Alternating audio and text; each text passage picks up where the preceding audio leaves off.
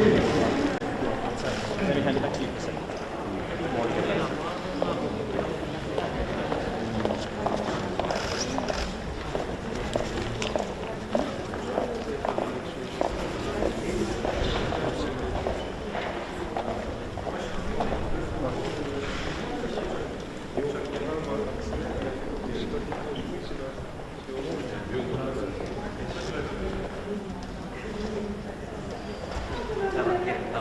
Ça va, je suis pas trop sur la caméra. Je suis pas trop sur la caméra.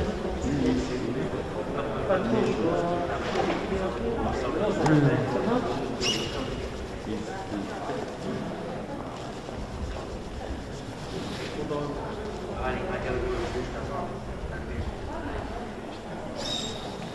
Yes, we do, and that is absolutely important.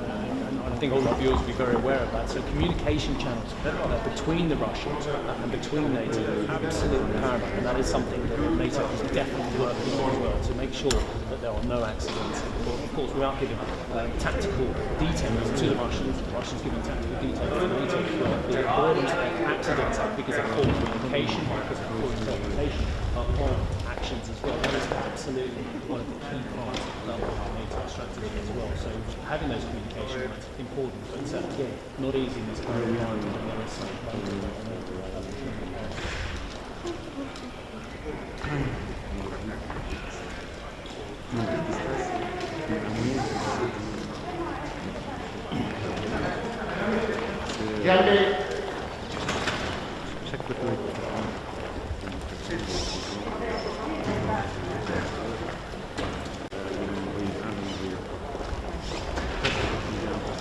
Look, I mean, a lot of nations like this have 2% Brits, but the Americans, of course, provide the bulk of the military capability of NATO. Let's make no bones about it. Have been spending about 3.5%.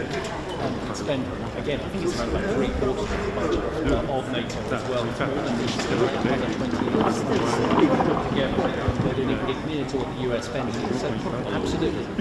A lot of people would have looked at that. I think it's 11th of July 2018. That's an incredible meeting around Jens Stoltenberg having a breakfast here in Brussels with President Trump. President Trump not only took to task with spending with members, but also took to task the fact that Russia was supplying Germany, of course, and Europe as well, with a vast amount of energy.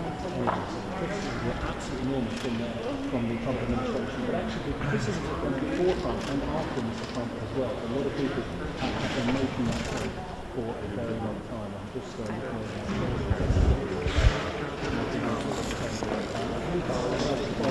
Good morning, Minister. Good morning, Minister. Good morning. What can NATO do next, sir?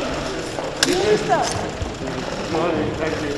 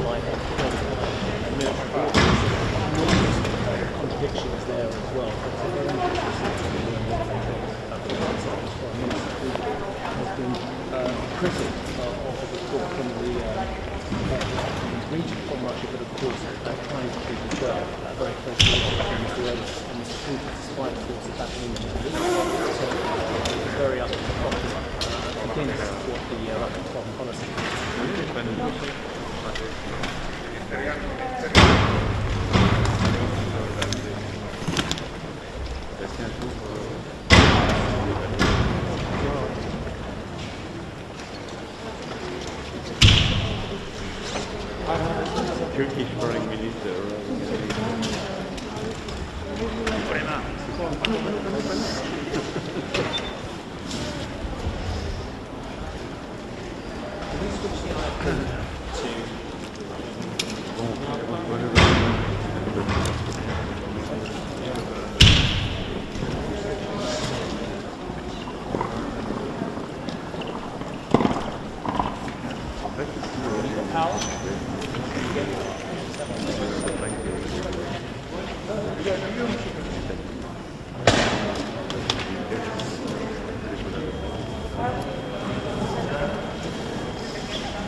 Bien, fais-moi maintenant.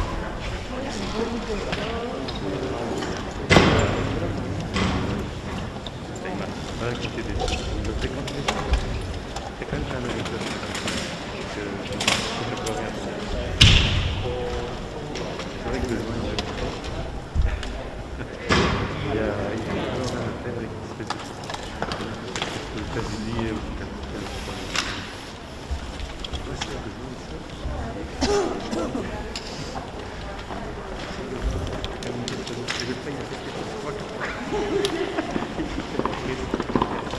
après ça se met bien avec moi je trouve ça génial.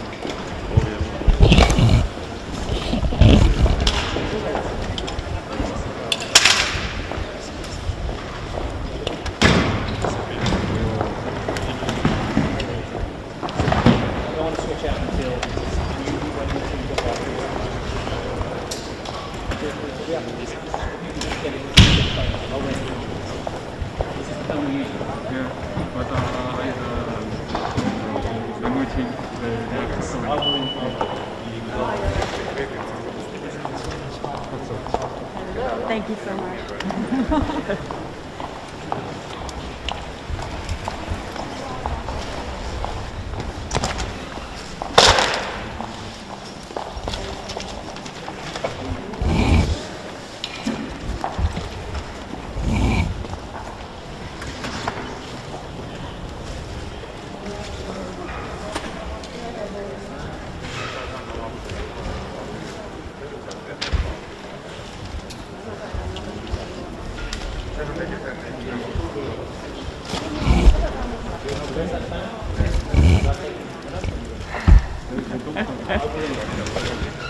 That's another one.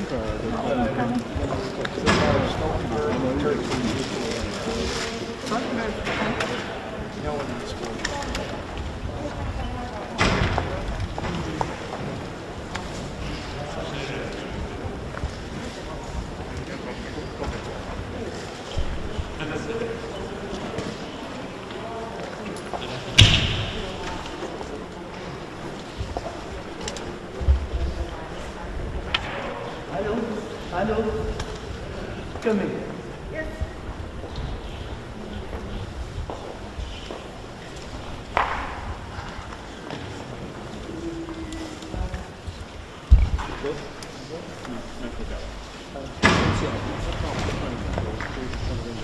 Good morning.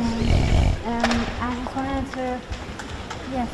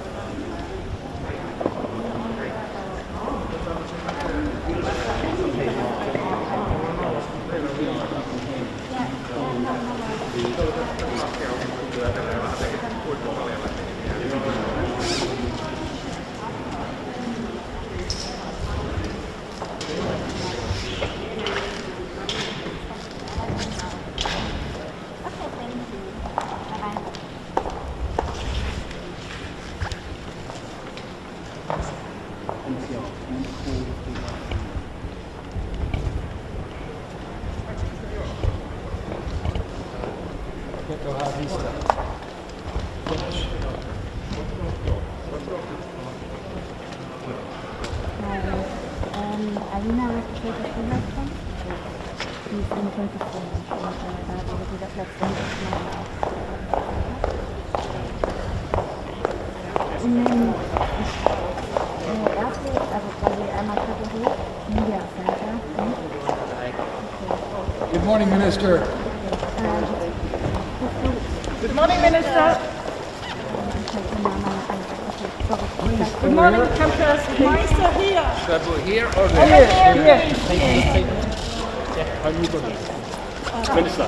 Minister, what can Finland do? Is Finland keen now to join NATO to bolster its own defences? Well, at the moment, of course, we have to concentrate on Ukraine and giving our full solidarity to Ukraine. What we as Finland have been doing, we have been, of course, donating both lethal and non-lethal material to Ukraine, and we stand fully in line with the European Union solidarity to Ukraine at this moment. And of course, it's obvious that in this kind of situation also the public opinion in Finland is moving and turning more favorably to NATO membership, but this is not the time, of course, to handle that issue. This is the time to show the solidarity to Ukraine. What more can Finland do to support Ukraine, and what can NATO do? Ukraine has asked for a no-fly zone. Ukraine has asked for helicopters, it's asked for planes as well. At the moment, it seems no one's willing to give them that to them to defend themselves. Should we move to the next stage, sir?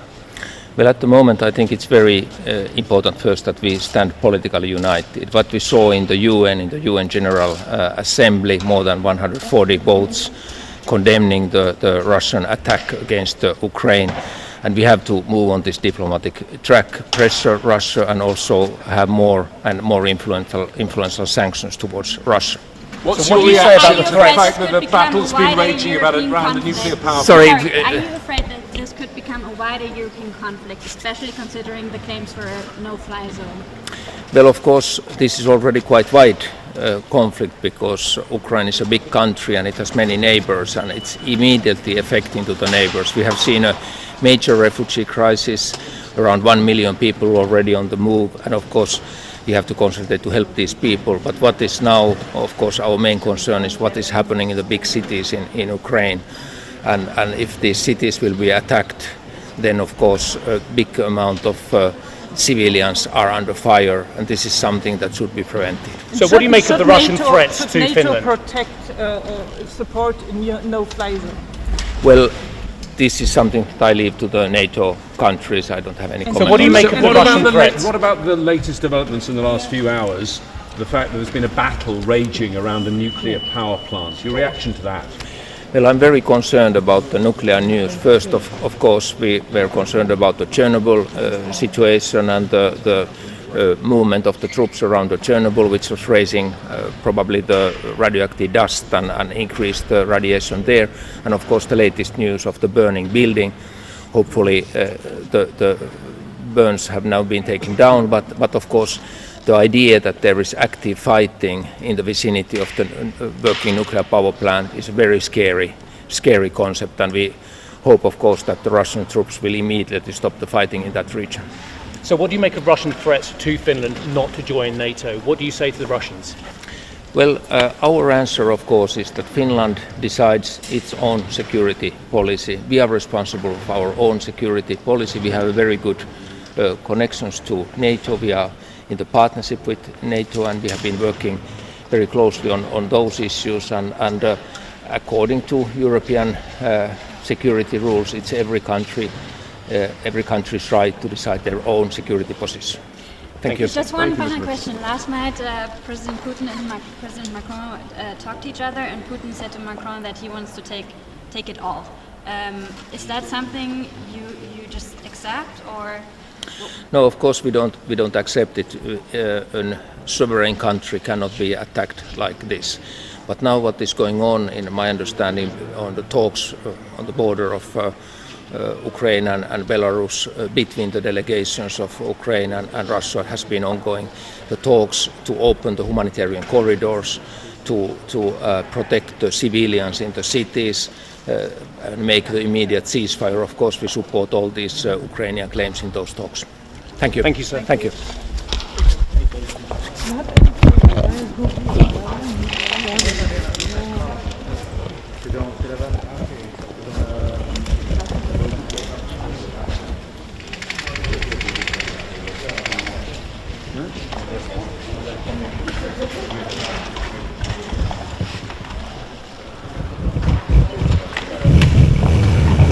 Too far.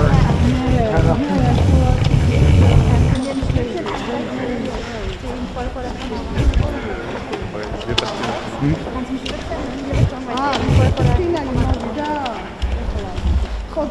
میگم خب نخیر خدا میستراکویا آنی کینه بزنی زده اومده میگیاری اومده خب ایگوری نتایی خب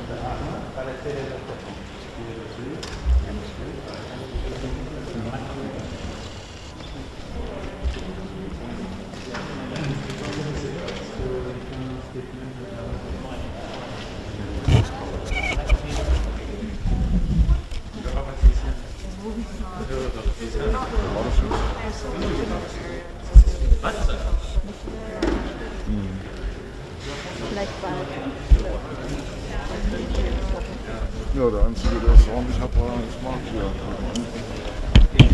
Was hatten wir auch?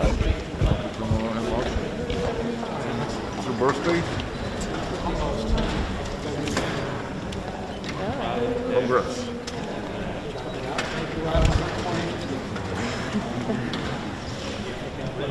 We're talking about the 9. Gosh, that's a jump. I still have I know that is medium size. I'm just trying to experiment today.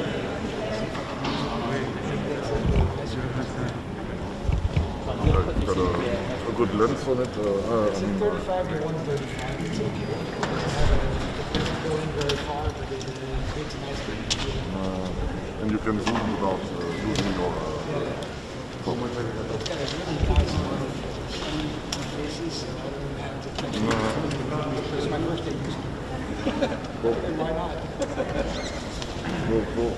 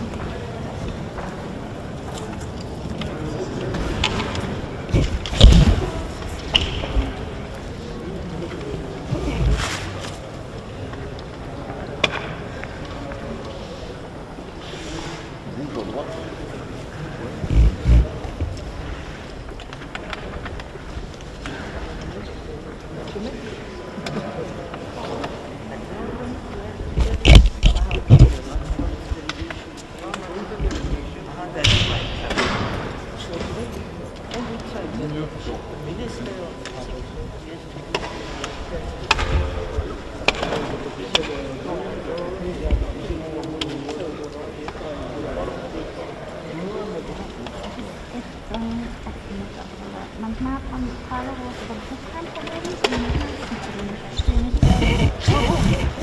Immer die gleiche Maske? Nee, eigentlich sogar sehr offene neue. Manchmal schiebe ich die in den Backofen, um die Leute neu zu machen. Ich glaube, der Sohn, der eine Brille hat und der ist nicht interessiert. Wir haben total zusammen.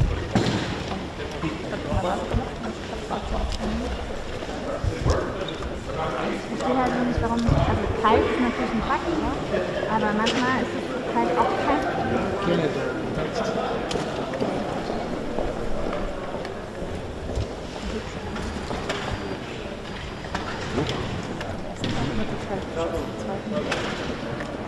Okay, so weit habe ich noch nicht beobachtet.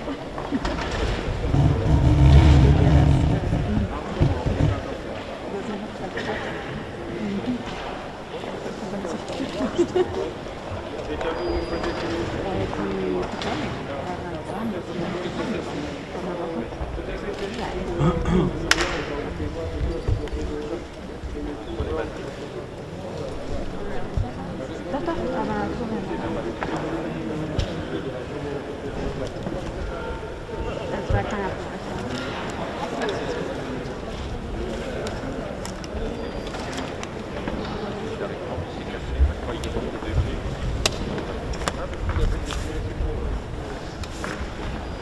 Das war die Sicherheitskontrolle.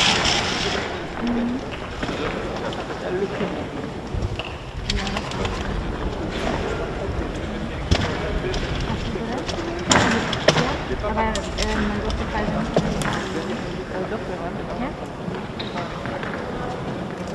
ich habe seine Rede und Samstag habe ich mir irgendwie so angeguckt, ich glaube ich seine Rede und das war.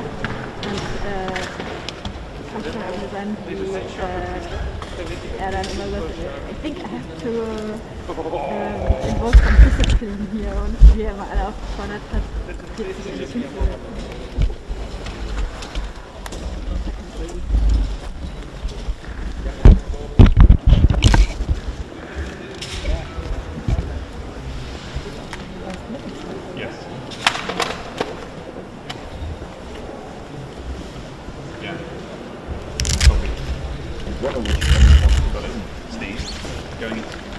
Going into a break, then straight off the back into you with the finish tank.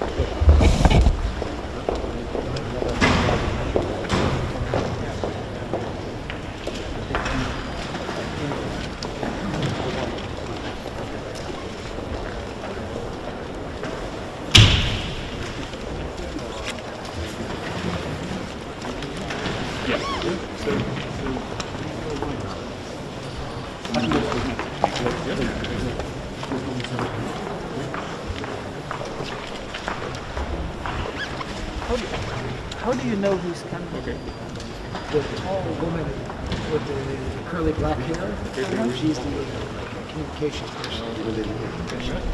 Okay. You know the people. Yeah, I know the people who name the people. Okay.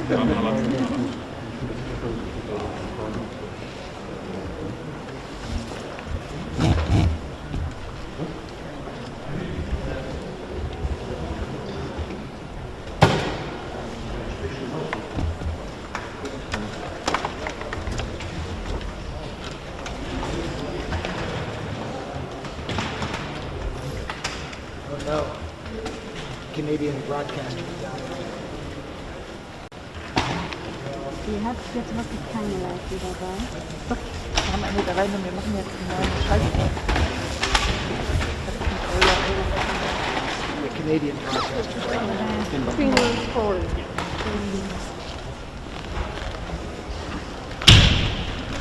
Keep your place if you want. We can keep your place if you want to go. 9:40.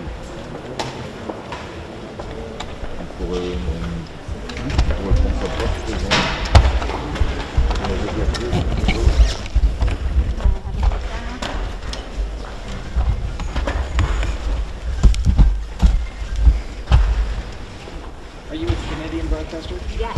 Is she going to stop She with you is. or go into your camera down there? She's going to talk to me. Right here but or down there? I don't want. Yeah, she's going to find us. So you guys can over here? I'm hoping to. Yeah, please. It makes life easier for everybody. everybody. I was going to repost it down there. Das ist ja erst morgen Mittag. Hättest du Kapazitäten, ich vielleicht hier doch noch mal zu übernehmen? Ich habe die bei mir. Und das zweite, Uli, willst du euch die Booking-Karten quasi austauschen, weil dann könnt ihr ja die Schulkarte machen. Ja, soll ich mal noch was zu dir kommen? Kann er nicht, er macht jetzt eine Seite. Er macht eine neue Seite. Er steht hier bei uns bei den Vorfahrten. Hast du Lust vielleicht schnell oder? Ja. Versuch's einfach. Genau, drin. Versuch's einfach, wenn es nicht klappt, dann ist das nicht genau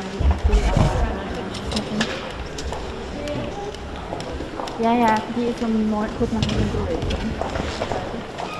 Ja, okay, danke. Ciao. Wäre es möglich, die Berge mit unserer Leiche, ihr habt es hier so das kommt ganz gut erzählen.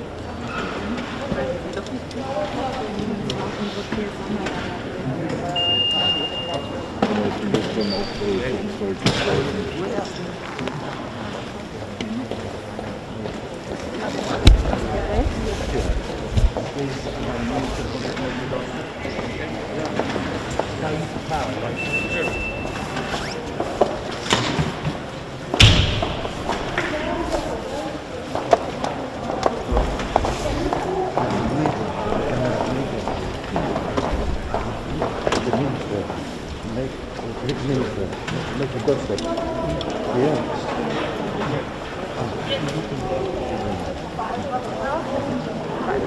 Ich glaube her, dass ich sie noch dran hatte gestern bei den Abfahrten der Innenminister. Kannst du mir was geben? Und es ist nur der Eltern genaumäßig brauchen.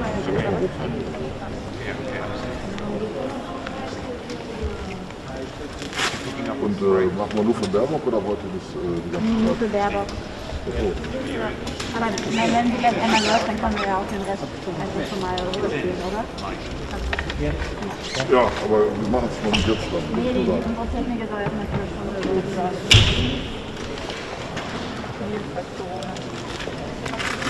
Ja?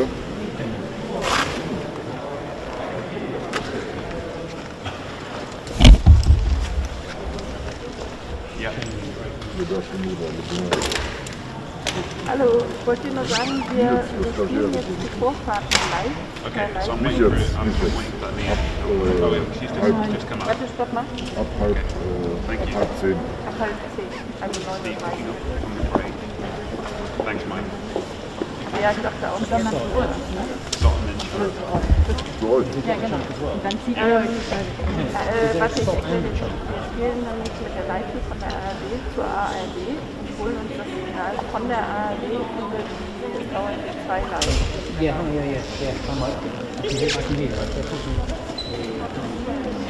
Nee, das kommt nicht So, automatisch. was will ich Du sagen? müsstest die ARD bitten, dass du dir das durchsteckst. Dann eigentlich auf den klick dir die und dann gibt es VRT. Also Kommando VRT und da klickst du die einfach an und sagst, dass hier ist.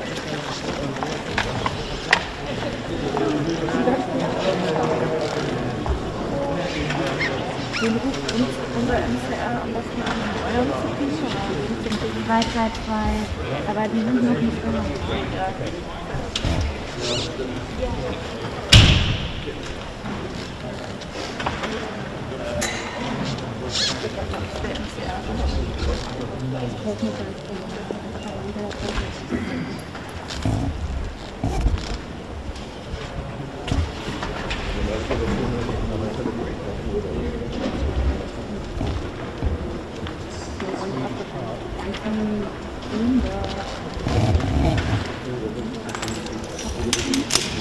Welcome back to Scorebox. We are here für mich auch nicht. finished foreign minister. I asked him how can they go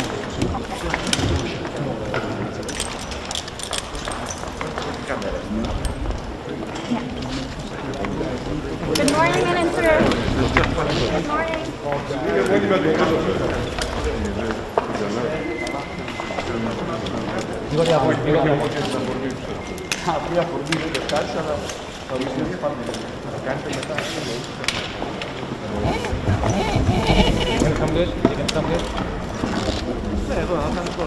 The context Good morning, of sir. is that the foreign minister of Finland, of course, they are not responding to the threat. Good morning. Over here? Yeah, would you mind coming over here? We're all here.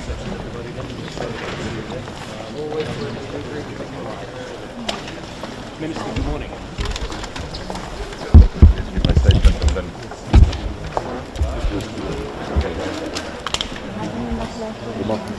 Greece, as a matter of principle, is always for international rule of law. And of course, the present situation in Ukraine presents the gravest challenge to the rule of international law in the 21st century. Now, today's discussion in NATO, we have to address this challenge in a very appropriate way. Good morning. How are you? Fine, you. Hi. Yes, just a sec. Take on my mask. Nice to see you. Nice to see you too. Hi, folks. So, hi, folks. First and foremost, I'm happy to be here to represent Canada. One of the things that President Putin has been able to do throughout this outrageous war is to make sure that the West is more united than ever. In that sense, I look forward to the conversations we'll be having today. Talking about what happened yesterday in Ukraine, I was made aware, like many of you, about the attack on the nuclear plant that was made late in the night. I was in contact with many of the Ukrainian officials. Prime Minister Trudeau also spoke to President Zelensky late in the night. Obviously, we condemn such an egregious attack that puts the security and health of civilians at risk, not only in the city but also throughout the region. We condemn this attack, and I'll be having a conversation later this morning with the head of the International Atomic Energy Agency. We take this extremely seriously, and we will raise it this morning at NATO. Minister, what can NATO do next, Minister? What more of a response needs to come from NATO members, given what we're seeing coming out? Well, NATO has been really united in making sure that we are reinforcing the eastern flank. But I think many of the NATO members and partners have been supporting lethal aid to Ukraine. We need to make sure that we do more. And we need to make sure also that we put maximum pressure on President Putin. That is the only way to make sure that this madness stops. Minister, Mr. Zelensky wants a no-fly zone. He's crying out for fighters. He wants a no-fly zone. Is there any chance that NATO will answer positively to either of those requests? Well, we know that our red line is to make sure that there's no international conflict triggered. President Biden has mentioned that, Prime Minister Trudeau agrees, and obviously this is something that we take into account in taking our decisions. At the same time, I would say that we want to make sure that scenarios are being discussed, and we want to make sure also that throughout the alliance and throughout all the countries that support Ukraine, that we can have discussions, because we need to stop this war. When you say you do more, what can you as Canada do more? We want to make sure that we isolate Russia economically, diplomatically, in every single way. This is the best way to make sure that we end this war. I had many conversations with my counterparts within the G7. I think at this point we know that there's a level of irrationality with Putin taking these decisions, and that's why we have to take that into account when dealing with this situation. Civilians are at risk right now. Canada has decided to petition the International Criminal Court because we think that Russia needs to be trialed for crime against humanity and war crime. Are you afraid that NATO could be dragged into this conflict?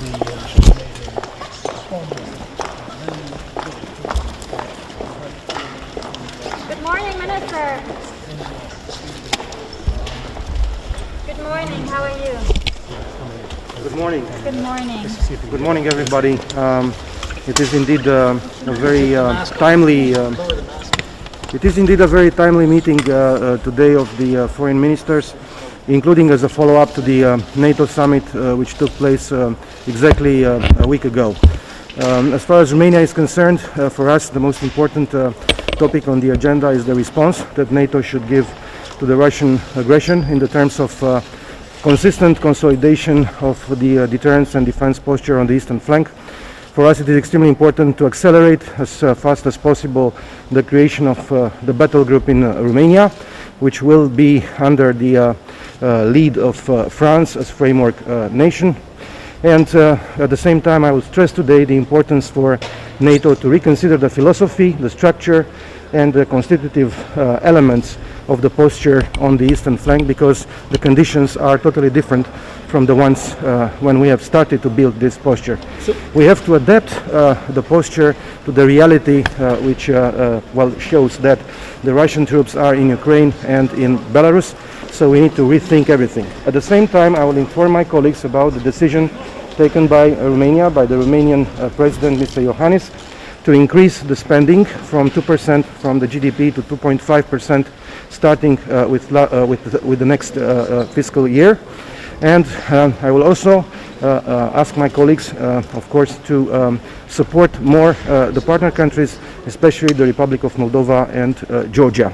Mr. Oski, what does that mean, changing the posture because of the actions of Russia on the eastern flank? Does that mean moving NATO from a defensive posture? Just explain to us a little bit more what you mean there, sir. We need to restructure the posture in order to adapt it to what Russia is doing in Ukraine and in Belarus, because as we speak, basically Belarus has become another military district of Russia, and at the same time we have to take into account the presence of Russia in Ukraine with military forces. And this is very much different from the moment of 2014, when Russia occupied illegally Crimea, and then, has built up its military presence there. But it was only Crimea which was occupied at that time. So we need to take into account this new reality and to adapt accordingly. Thank you. Are you afraid that NATO might be dragged into the conflict?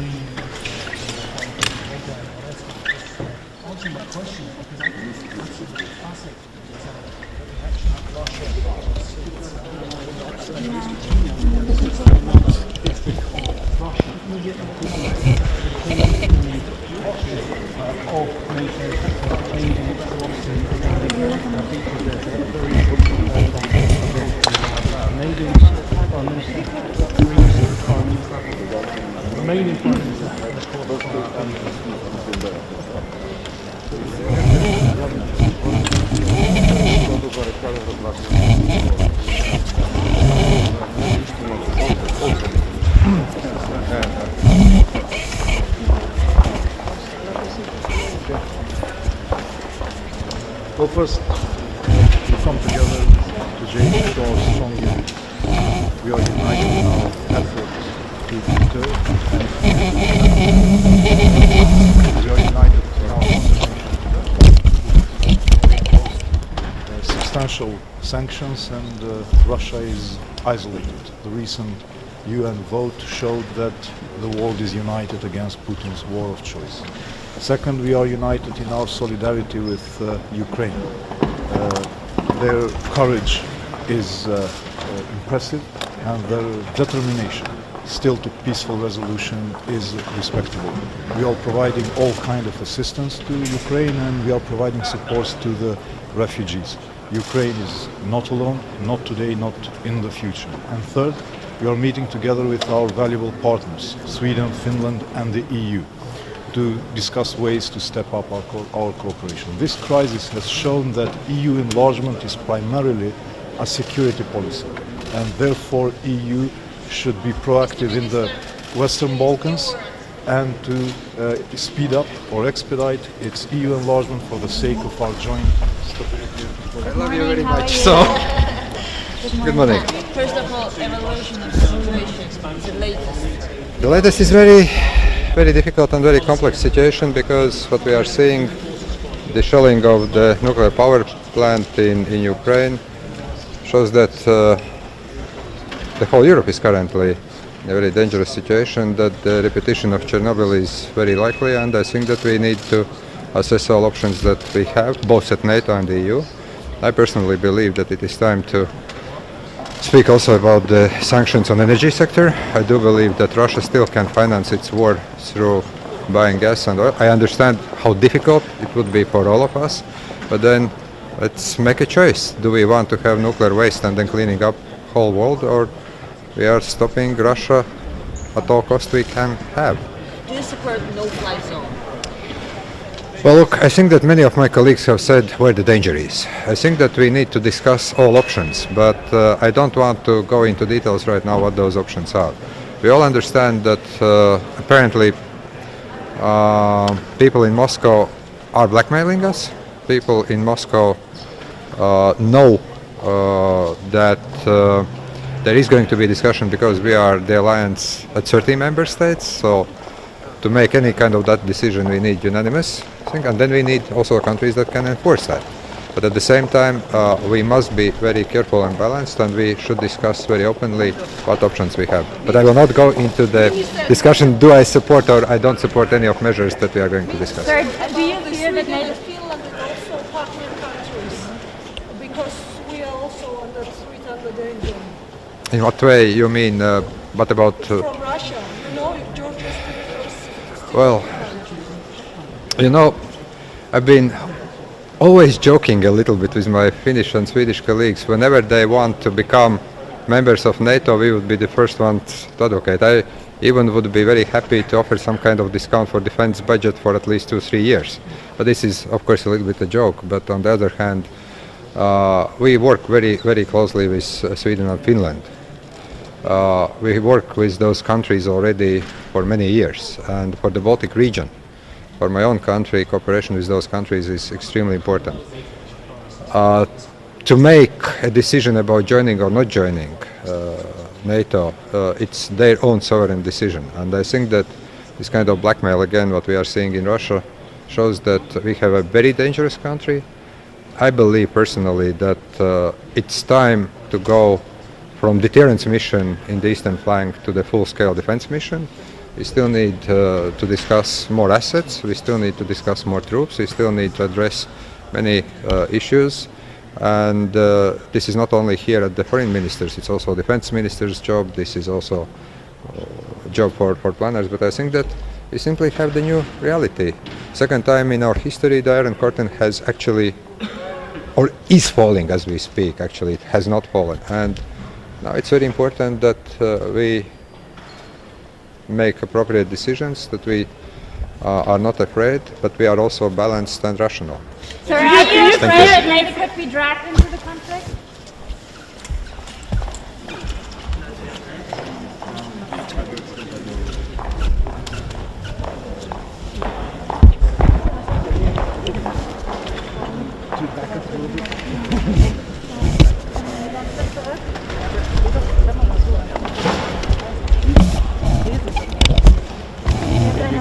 What is just behind me?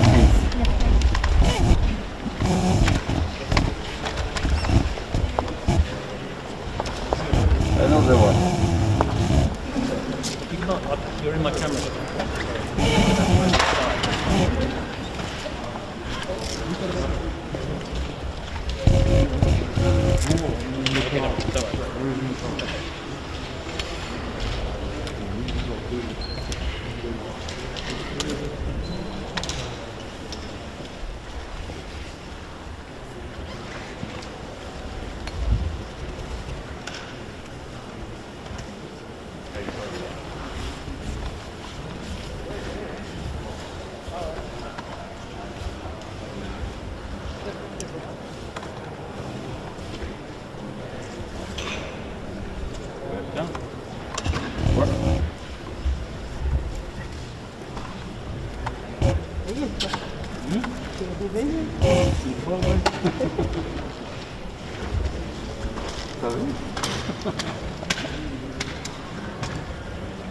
Ça se remarque, hein? Une fois que j'ouvre les yeux. Et aussi les oreilles.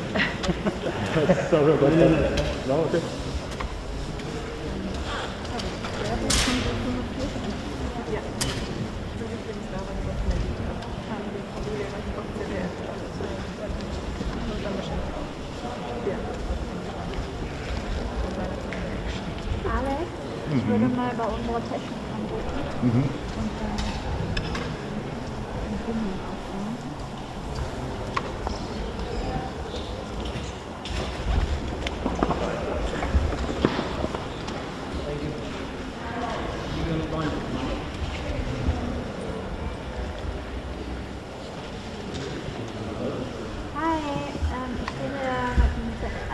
Und wir haben gerade unsere Live-View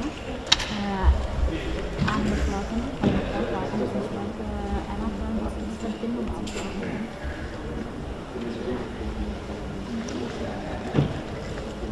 Und da dann nur schon mal, dass du es gehört hast, die Sonderinnen Baerbock quasi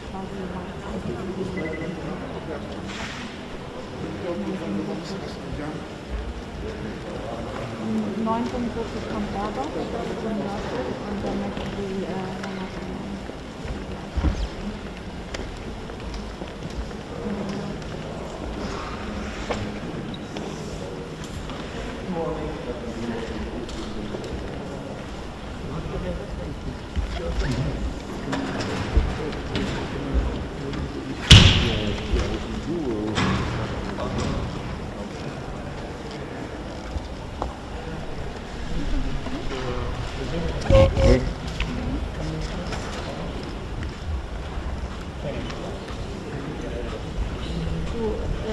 wir haben hier einfach angesteckt und angemacht. Das war am Ufer. Noch am Ufer. Das. Okay, kannst du es gleich nochmal versuchen? Wenn du hochgefahren ist? Wenn wir gleich... Schauen wir auf welchem Kanal? Auf welchem Kanal soll man schalten? Nee, ich bin mit Alex zuerst da. 1. Genau. Ja, da wird es dann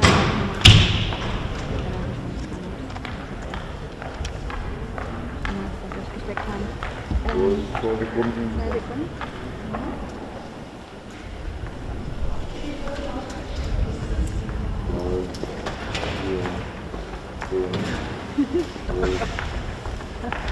Bleib mal an.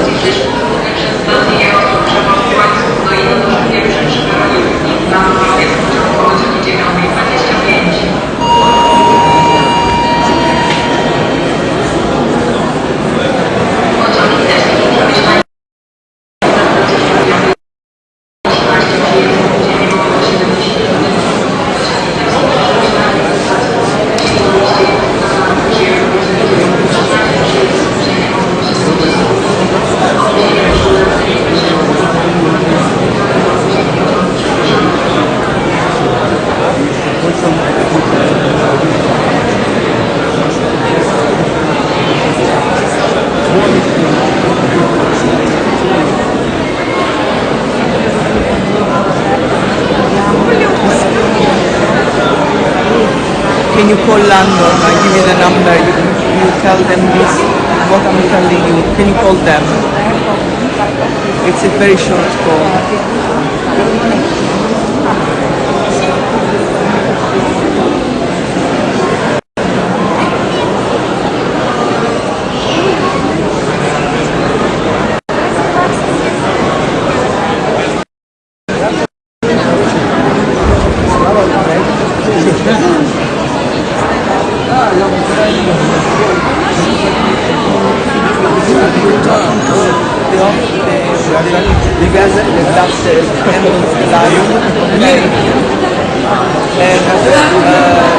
It's a guy called John, you're probably replying to John.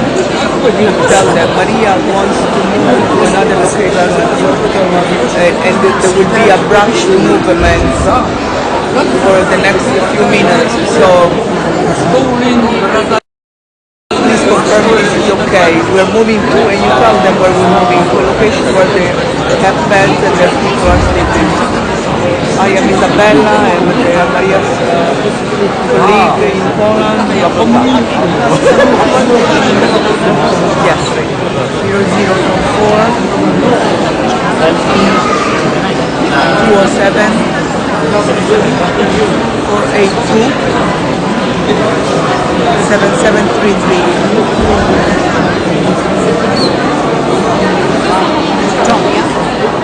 Probably John, but someone else would answer.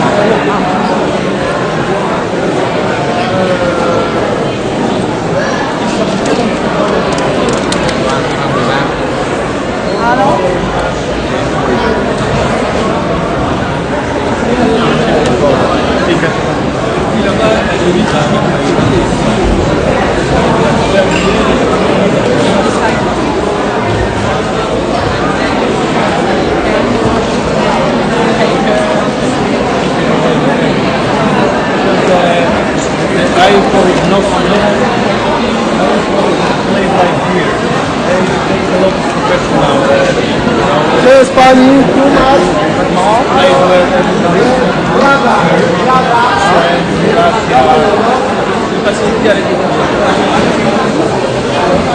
Przepraszam.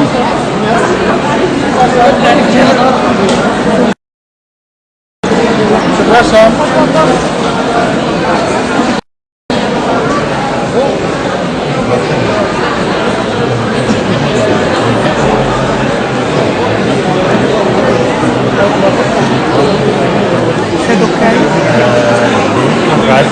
Наши ребята вот всяких билетов, они помогают с переводом на карту.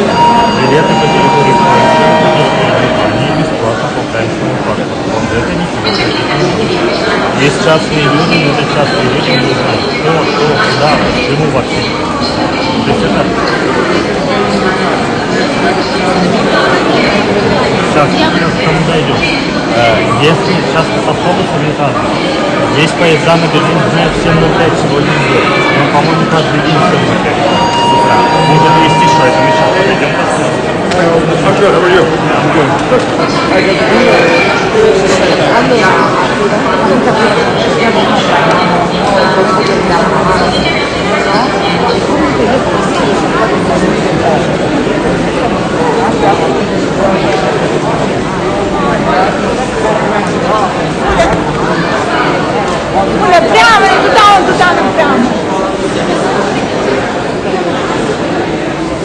Comunque l'importante è che loro arrivano a Leopoli e poi da Leopoli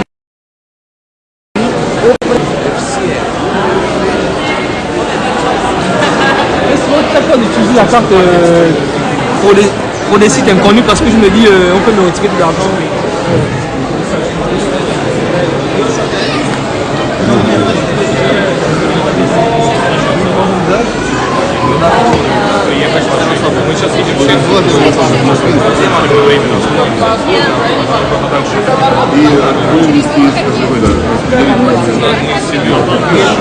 Линии центральных лагерь организовали.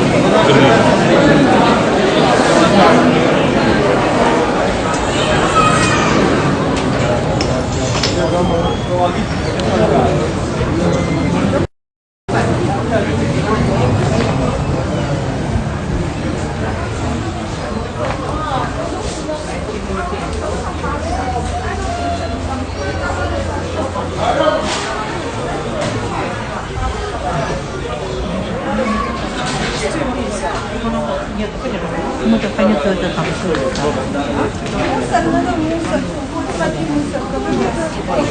Вот мусор.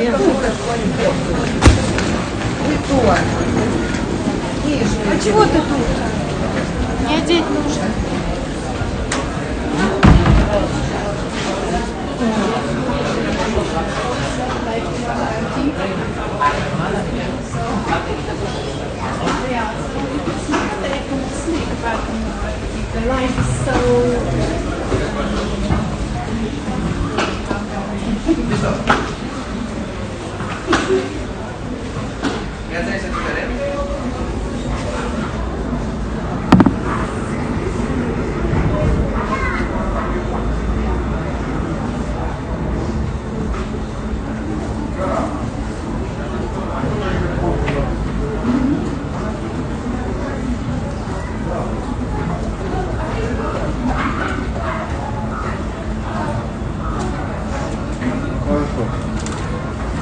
สวัสดีตลาดจริงๆ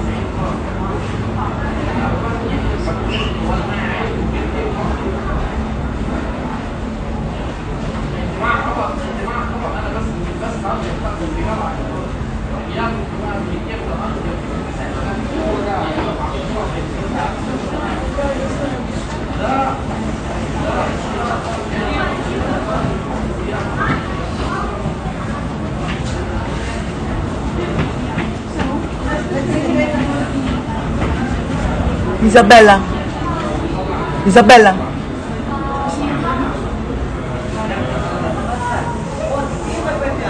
Are you talking to Lando? No, I was talking to Adam. So he wants me here in, let's say, 15 minutes to go somewhere. Where? To the camp. Actually, we will not drive because it's not very far from here. So there is the camp with help for the people. He wants to see it. He's bringing the camera, I hope. Can you call London again and ask them how long they want this shot for? Yeah. It's the same number as before. So he's filming a story there, Adam? Yeah, this is what he was going to do, what he's going to do.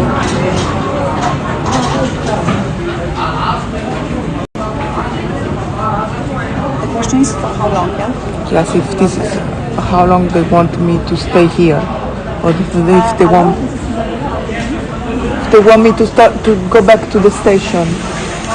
So for how long do you want us here from here alive? How long?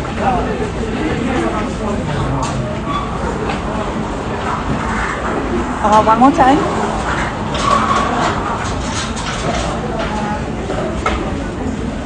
In 10 minutes. In 10 minutes we can stop. Yeah.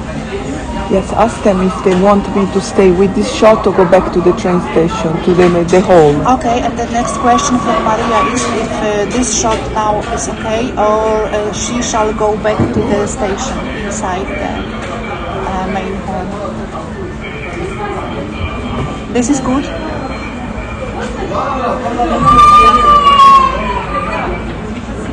10 minutes, and she can stay here, shooting this place. Okay, okay,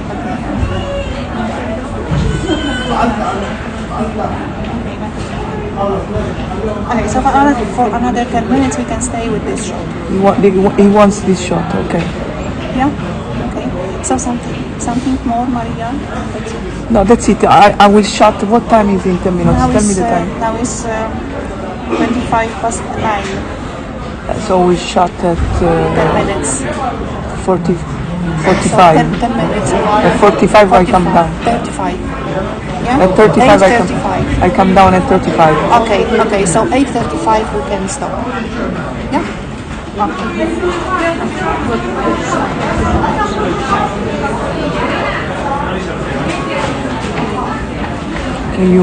You have time to wait with me or you need to go back? I spoke with Adam to be at the hotel around 2 minutes. Okay, we go together then. Okay, so I wait with you. Okay.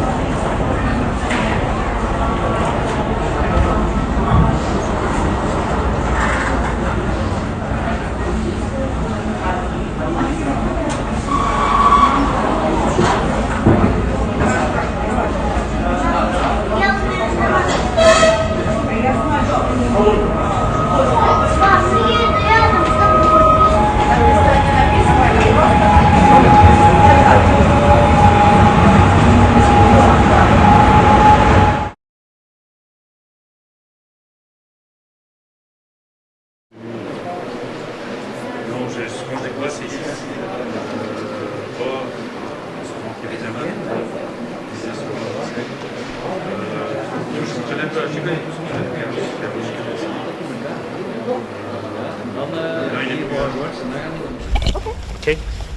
Buenos días, vengo a este Consejo Atlántico para mantener la posición de España, que tiene que ser la de una unidad sin fisuras. Una unidad sin fisuras en España, entre las fuerzas políticas, una unidad sin fisuras entre los socios de la Unión Europea y una unidad sin fisuras entre los aliados atlánticos. Ayer tuve un contacto con el ministro de Asuntos Exteriores de Ucrania, mi colega y amigo Dmytro Kuleba, informándome de madrugada del inquietante asalto a la central nuclear por parte de fuerzas rusas y chechenas. No podemos permitir esas escenas en Europa. No podemos permitir que nuestros ciudadanos vivan angustiados con posibilidades que habían desaparecido hace ya muchas décadas de la mente de todos los europeos. Europa es una construcción de paz. La OTAN es una organización defensiva para garantizar la estabilidad y la paz. Y eso, con una unidad sin fisuras, es lo que venimos hoy a forjar aquí una vez más. Sir, considering the incident at the nuclear plant, do you think that NATO has to act in order to avoid a huge catastrophe? Yesterday night, my colleague and friend Dmytro Kuleba contacted me, and he explained me the threat that was happening in the nuclear plant. These are things that were out of the minds of Europeans and allies since decades. We cannot allow this to come back again. Europe is a body created, an organization created to secure peace. NATO is a defensive alliance.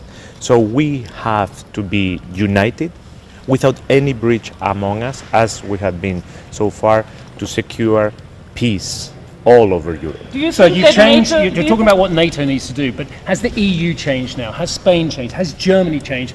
Do we need to be more forthright and more offensive in Europe rather than defensive, given what we're seeing in Russia and Ukraine? We haven't changed. We continue fostering peace, stability. That's the source of our prosperity and our way of life. We are adapting to the new threats, certainly, and we will respond to those threats to continue promoting and securing peace and stability in Europe. Do you think that NATO has to intervene militarily? Those are words that we have to discuss inside with our colleagues. Once again, we don't have to do anything to escalate. This is Putin's war. He is the only wanting war. Neither NATO, nor the European allies, nor the Ukrainians themselves, the Ukrainian governments, want war. What we want is peace. What about a no-fly zone, especially over the nuclear Last one. plants? Sorry? What about a no-fly zone, especially over the nuclear plants? What about, sorry? A no-fly zone. We'll discuss that inside. It's fair that I will explain my position first to my colleague than to you. At the end, I will respond to all your questions. Thank you very much. Bye-bye. Thank you.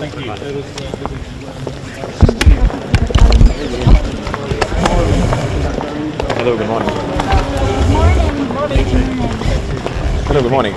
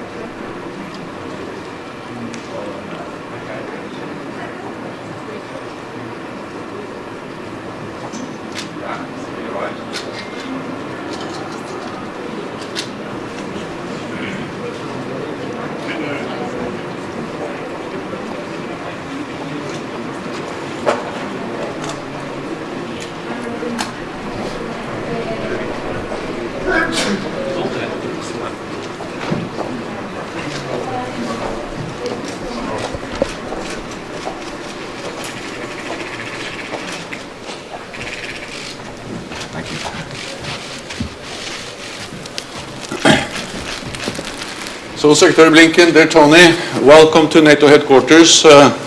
It's great to have you back here, and thank you for your tremendous leadership and for your tireless efforts in this critical time for our security. Later on today, NATO foreign ministers will meet and coordinate and consult on our response to the brutal Russian invasion of Ukraine and also the longer-term implications.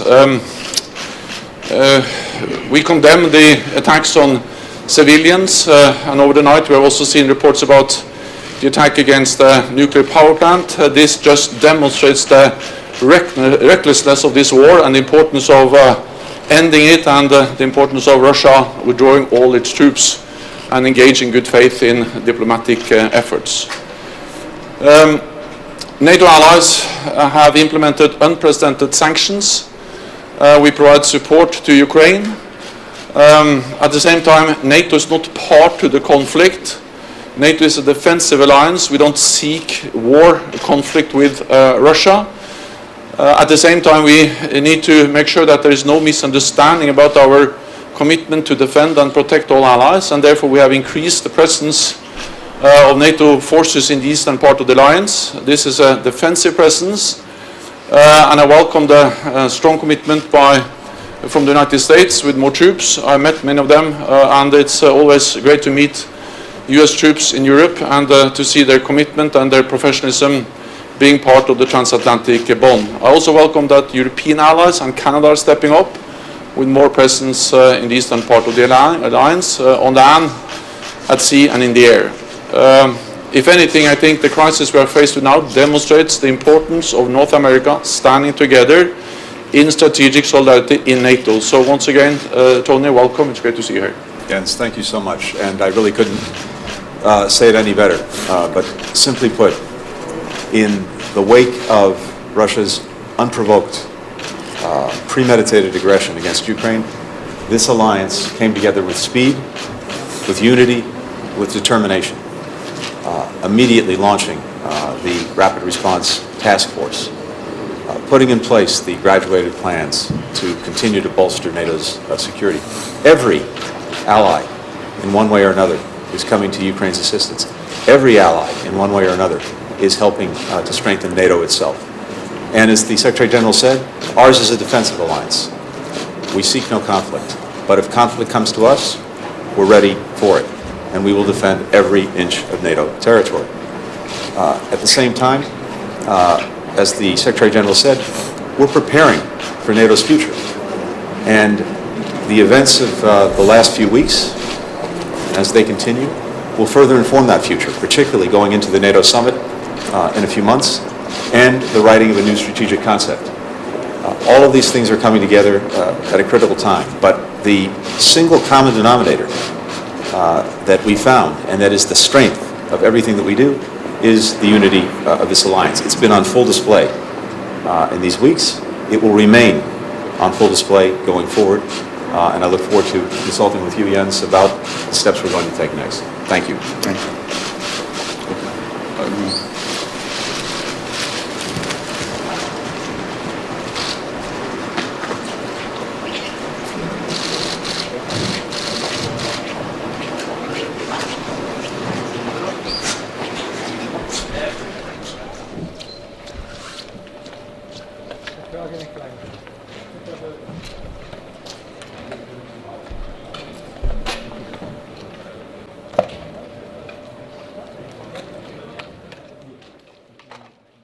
Dass wir humanitär in der Ukraine unterstützen können, dass wir die Menschen, die eingeschlossen sind, die jetzt schon kein Wasser mehr haben, keine Lebensmittel mehr haben, vor Ort unterstützen können.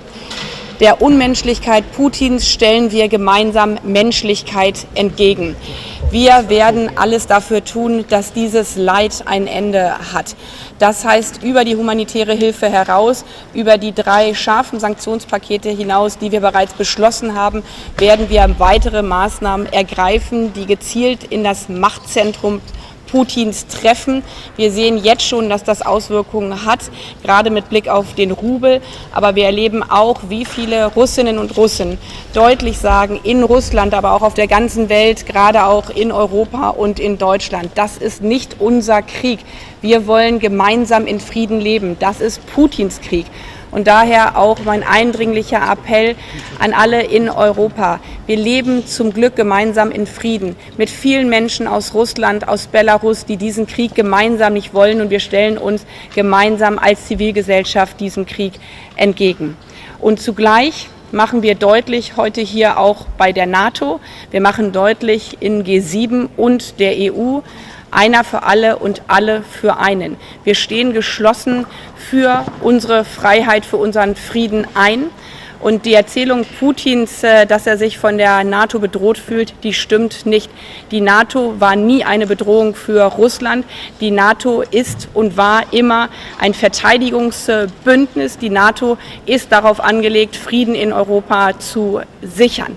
Und die Erzählung der Bedrohung durch die NATO, die ist falsch. Die Wahrheit ist, nicht die NATO bedroht Putin, sondern der Freiheitswille der Menschen in der Ukraine. Und diesen Freiheitswillen, den will er brechen in der Ukraine und auch in seinem eigenen Land.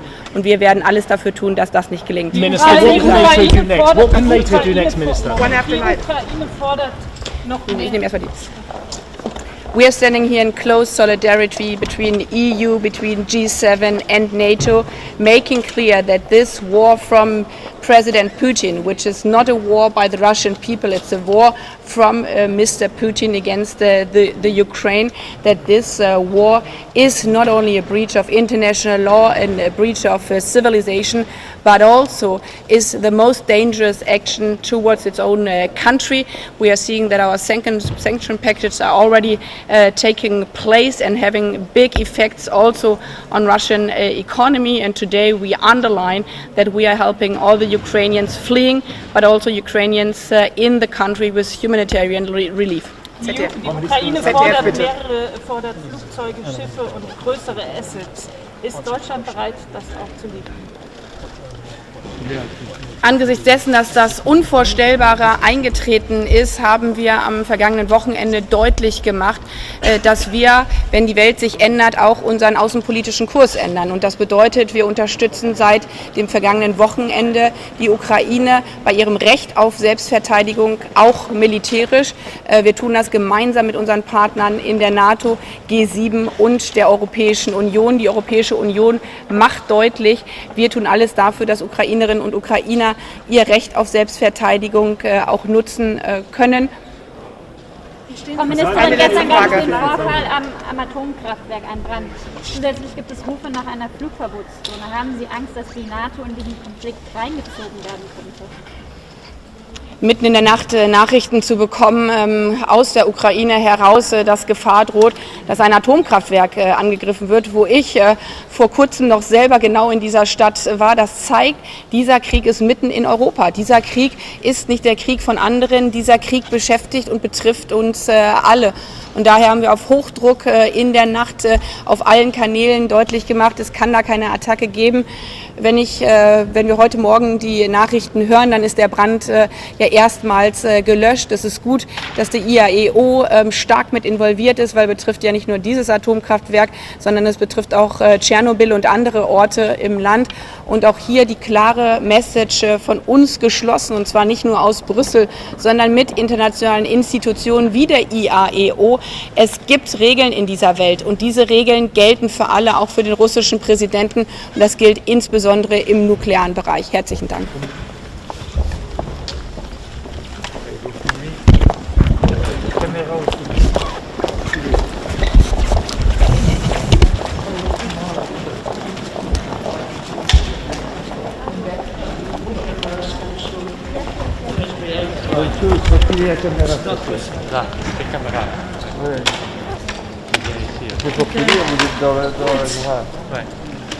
Return to back.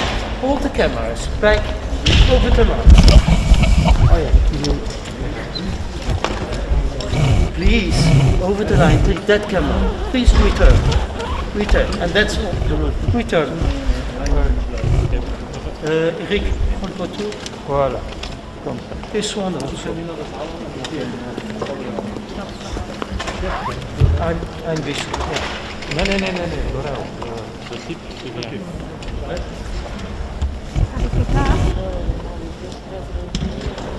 Weil wer das war gerade? Haben die vielleicht rausgegeben?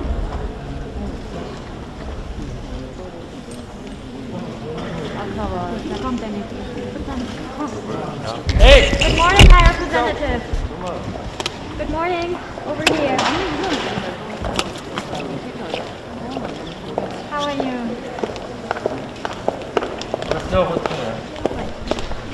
Good morning. Good morning.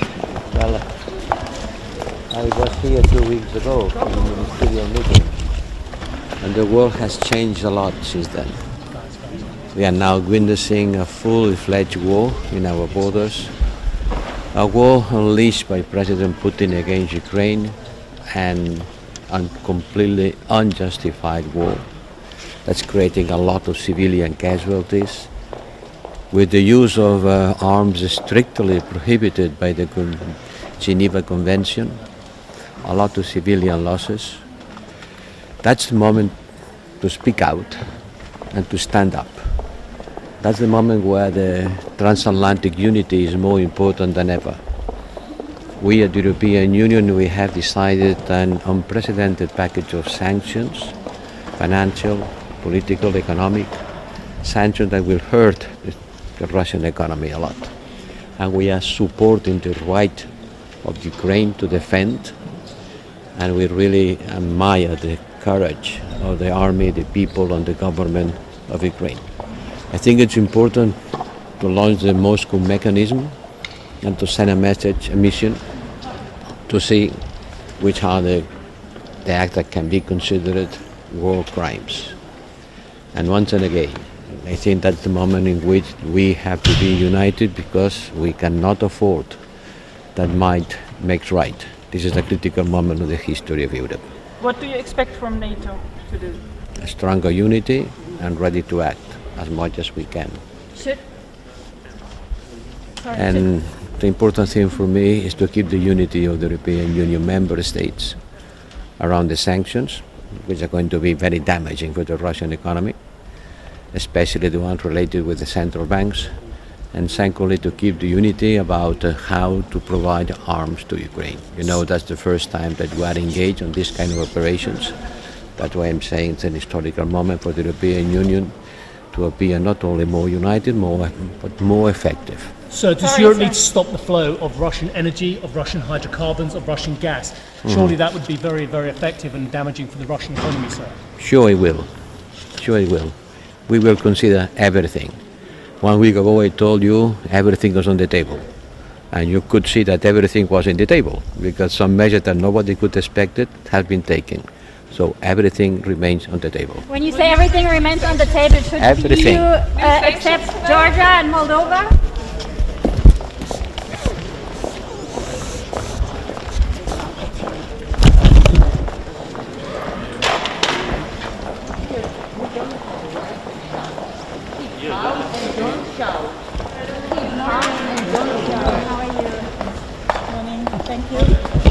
Today morning we have gathered here in Brussels to discuss the dramatically changed security situation in Europe, the situation where Russian Federation have started war against Ukraine, against sovereign country, and of course we must do of utmost so that we could support Ukraine in this very difficult situation. What we see at the moment, we see that innocent people are killed in front of our eyes, and we have not managed to stop this war yet. So it means that we must continue to support Ukraine in any means, politically, economically, financially, but also with the defense means, so that Ukraine can protect their country. At the same time, we have to continue to raise the cost for aggressor, for Russia. We must go forward with sanctions and political isolation of Russia, because this violation of international law is just unacceptable. At the same time, of course, we are here in NATO today to discuss also how we must strengthen the security, how we must strengthen defense and deterrence posture of NATO, because what we see that the security situation in NATO, in Europe has changed for a long time. In NATO, we have made quick and very important decisions to strengthen the defense and deterrence posture of NATO, especially in the eastern flank. But now, of course, we must have these solutions for long term. Thank you.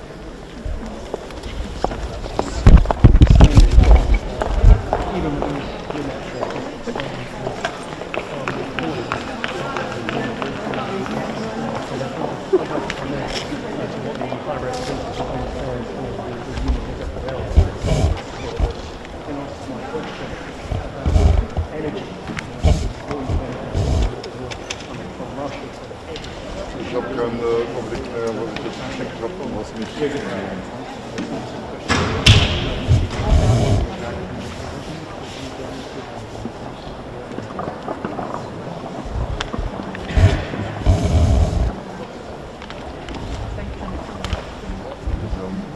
meisten haben gesagt, dass wir heute darüber reden werden.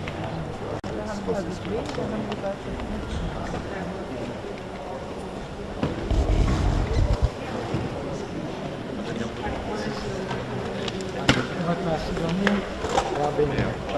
Spanien.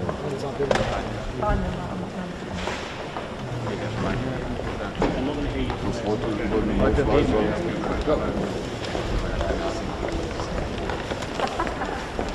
Good morning, Minister.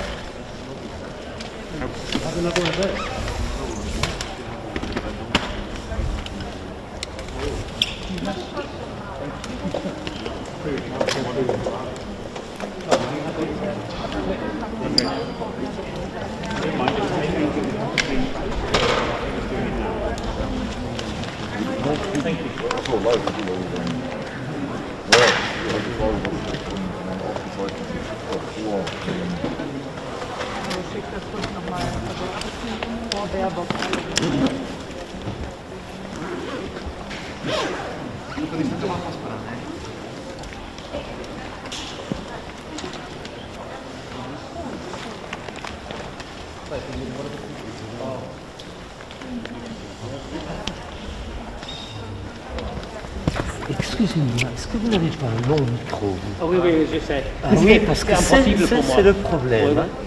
Il n'y a pas de problème. Pour les autres aussi. Oui, non, je dis c'est un problème. Oui, j'essaye maintenant. Il faudrait que tout le monde ait un long. C'est fatiguant aussi. Parce que un peu, ça volait vers le... Je comprends, je suis désolé, monsieur. Il n'y a pas de souci. Mais comme ça, la prochaine fois, il y aura moins de problèmes. Merci.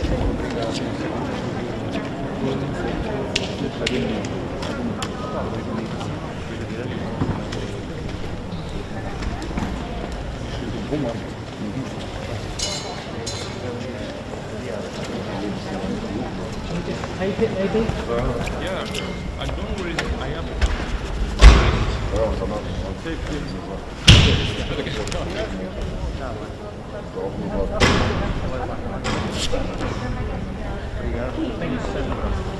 One day somebody will show me.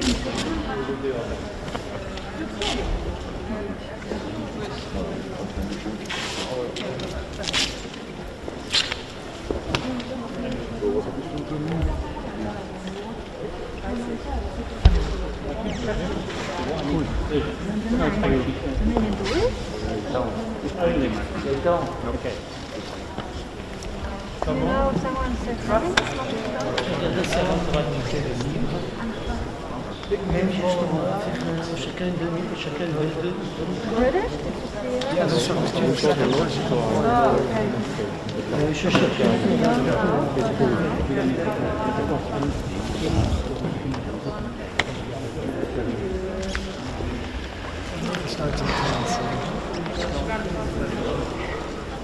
Sorry, I've now got the on hand.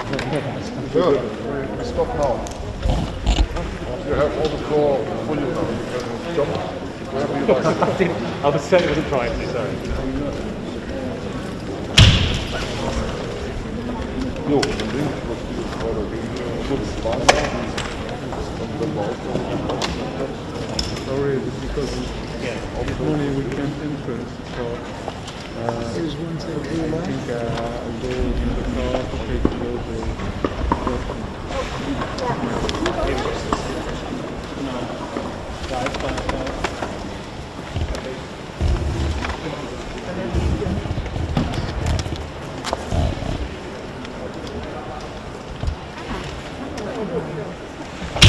Embargo on energy.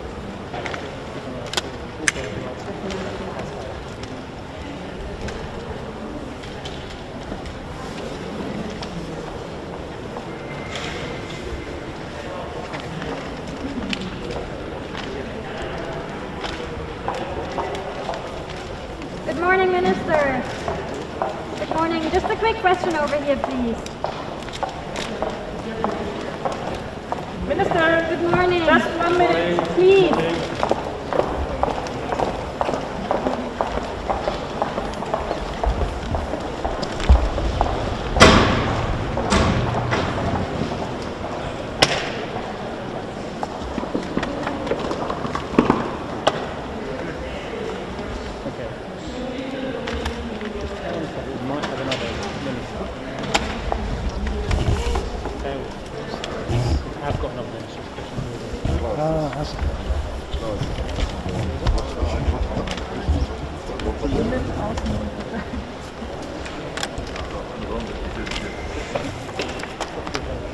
Guten Morgen.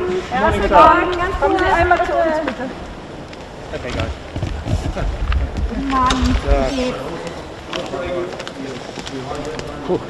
Herr Minister. Good morning, sir. Morning. Ja, genau. Ja, die Sonne. Good morning, sir. What does NATO need to do next? Ich spreche Deutsch. Geht das? Engels? Ganz. Translate. So, ja. Also, ich glaube, heute gibt es 3 Sachen, die wichtig sind. Zuerst müssen wir den Russen ganz klar sagen, dass wenn wir unsere NATO-Mitglieder im Osten, wenn wir denen helfen, ist das keine Kriegshandlung. Wir dürfen uns also nicht provozieren lassen und uns da einziehen lassen. Das Zweite ist, wir müssen die Länder beschützen, die in der Europäischen Union sind, aber nicht in der NATO, wie zum Beispiel Schweden und Finnland. Aber auch ein sehr starkes im Fokus haben Moldawien und natürlich auch Georgien.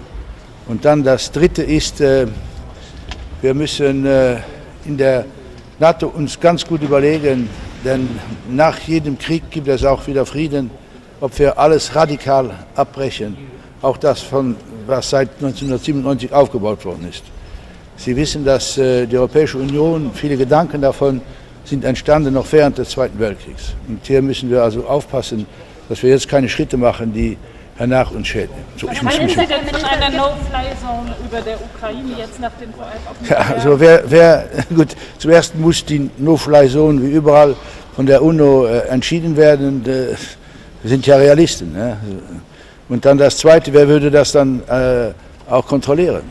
Ich glaube, wir müssen jetzt mit den Füßen auf dem Boden bleiben und den Druck, den wir bis jetzt aufrechterhalten haben, müssen wir weitermachen. Allerdings auch wissen, diese wie sagt man das, Ohnmacht auch in der NATO militärisch da einzuwirken, denn das wäre dann ja eine Weltkatastrophe. Aber kann okay, das passieren, ich muss gehen, es tut mir leid. Ja.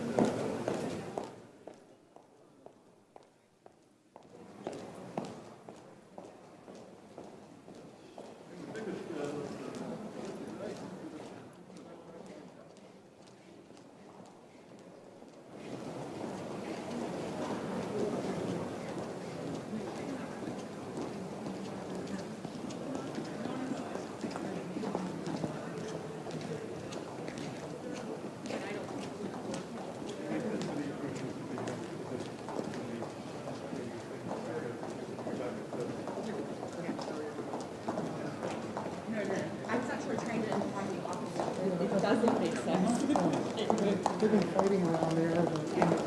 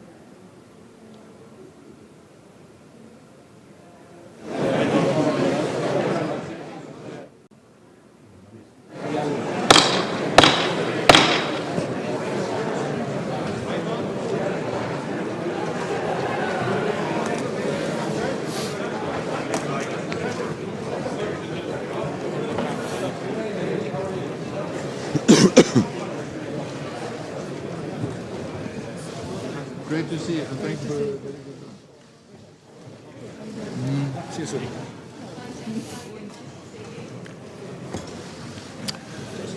Okay, good morning. Welcome to all of you. I think we are ready to start. Welcome to this meeting of NATO foreign ministers. Russia has shattered peace on the European continent. It has engaged in a war of a scale, of a type not seen in Europe since the Second World War. Russian aggression has created a new normal for European security, where fundamental principles are contested through the use of force. The threat of pervasive conflict is real. We stand by the people of Ukraine and its democratically elected government, and we call on President Putin to stop the war, pull all his forces out of Ukraine, and engage in good faith in diplomatic efforts. NATO is a defensive alliance. We do not seek conflict with Russia. But let there be no doubt, our commitment to Article 5 of the Washington Treaty is ironclad. NATO will protect and defend every inch of NATO territory. And this ends the public part of the meeting, and I thank the media for joining us at the opening of the meeting, and we will continue in just a moment. Thank you.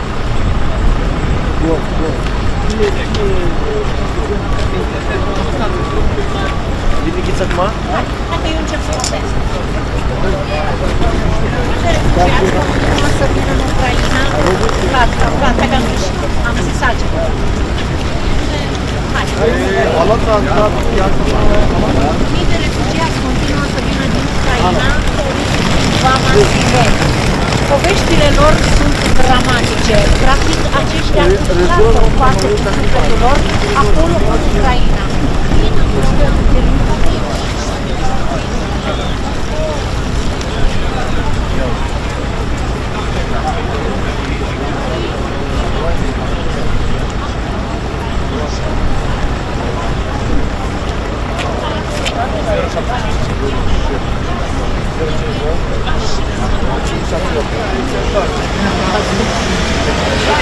Vemo tu sei sta orsa. Ok, sì.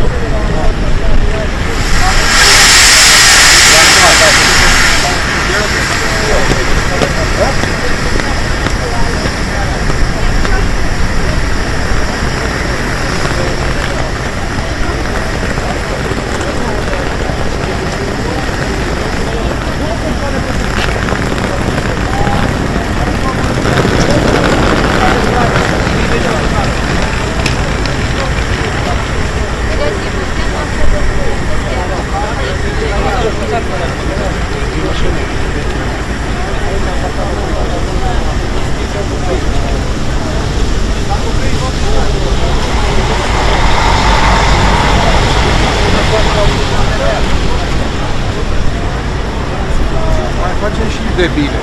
Da? Mihai!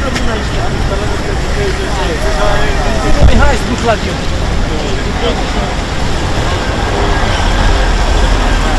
Da, să nu mă dai de cineva de aici acolo, da, încet pe ore. Nu era nimeni înțeleg. Dar îmi spui așa, te oprezi.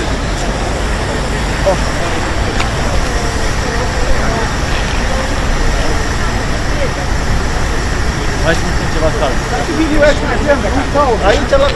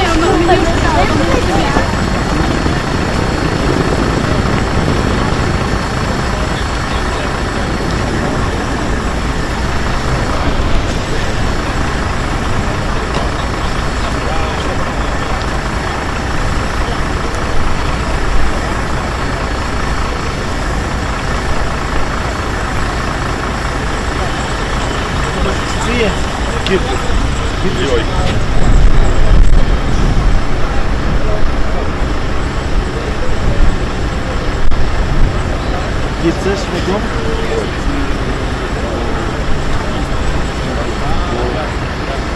Das nicht stimmt, das kann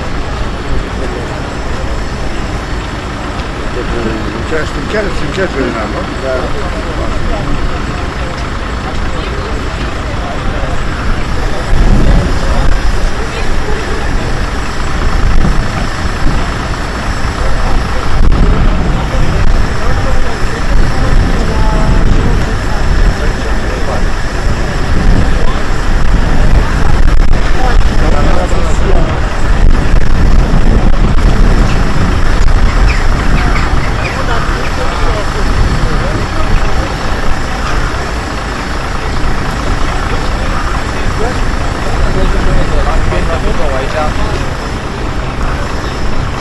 Pieni ies la altul cu lei, dar nu o duce asta.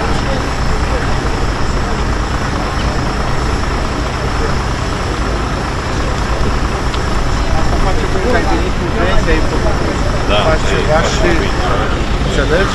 Dar până nu te-a luat clientă, că nu duci bine și că poți ține un client, dacă nu ține eu om aici, dacă mai faci ceva, nu ți la bună.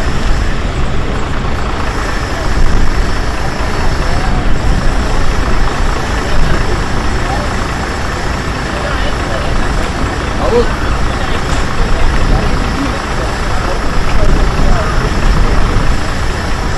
Все, хорошо.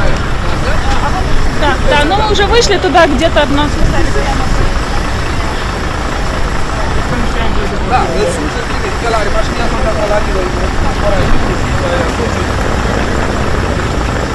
hai, bine, pa, pa. Nu,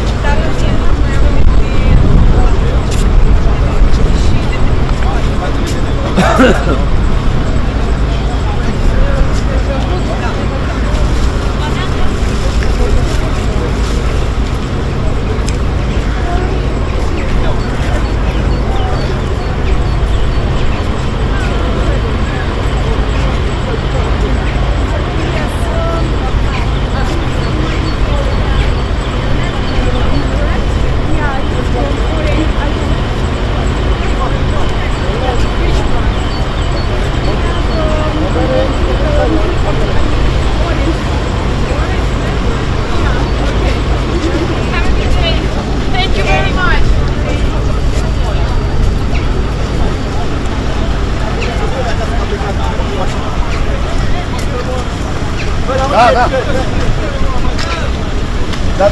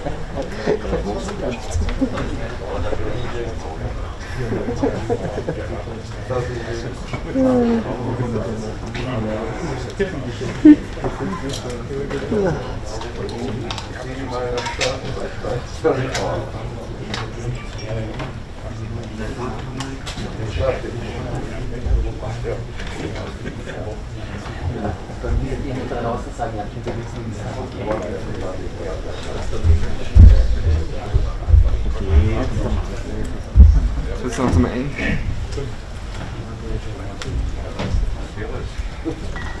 So, wen ist der da?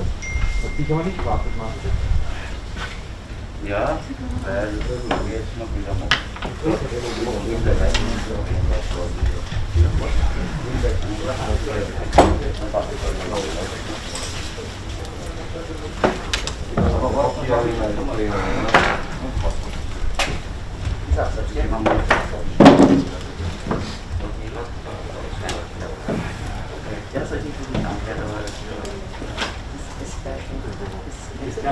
Ja, ich weiß, kann ich schon.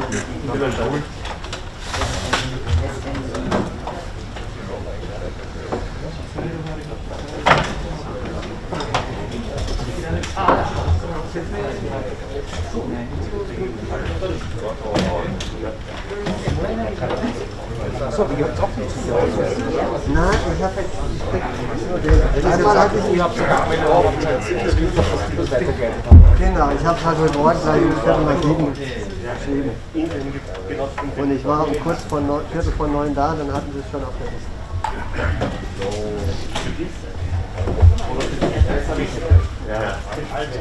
Ja, da ist der Camera von Ausflug. Mr. Camera, genau. Das ist wirklich gut, dass ich nicht Russisch kann. Ja, wirklich. Ich wollte es. Dass es nicht gegeben hat. Ja. Ja, eine Frage, dass man nicht qualifiziert ist. Manchmal schützt du Yeah, we bought it for them. Because our office says they have it's heavy, yeah. Yeah, but we have this small one, set 90. It's great. Ja, da ist der Chef. Er sollte wo liegen genug Kameras?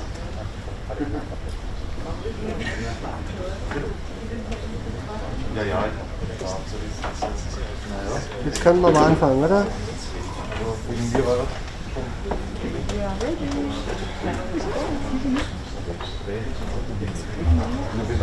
Yeah, always on time. Normally, yeah. Tell you we got Zoom connection problems.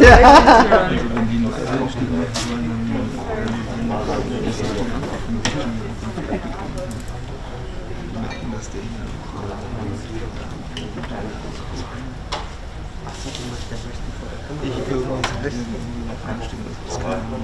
Also, aber Impfung wäre aber das Vereinten Ja, klar. So ein Problem ist nur, dass es halt so hässlich ist, weil da gerade Baustelle ist.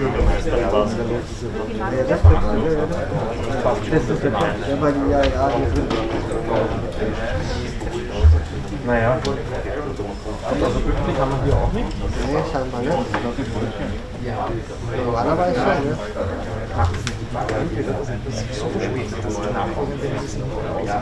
Aber ich mag es nicht. Ich bin da echt viele getroffen. Ich weiß, was du machst.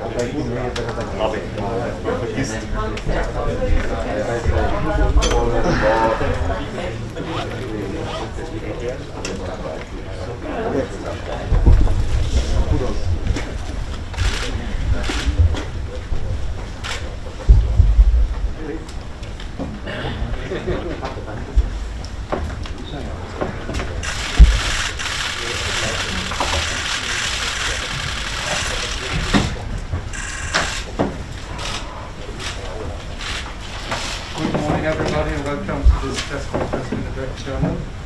The Director General will make a few opening remarks, after which we'll be happy to take questions. Well, thank you very much. Good morning, and thank you for being here at such short notice. But of course, we've had a very long night, or short, depending on how you want to take it, here at the agency, working permanently. Here with the Deputy Director General for Nuclear Safety and Security, Lydie Evrard. She and her team have been working the whole night, given the circumstances in Ukraine, which I would summarize as follows.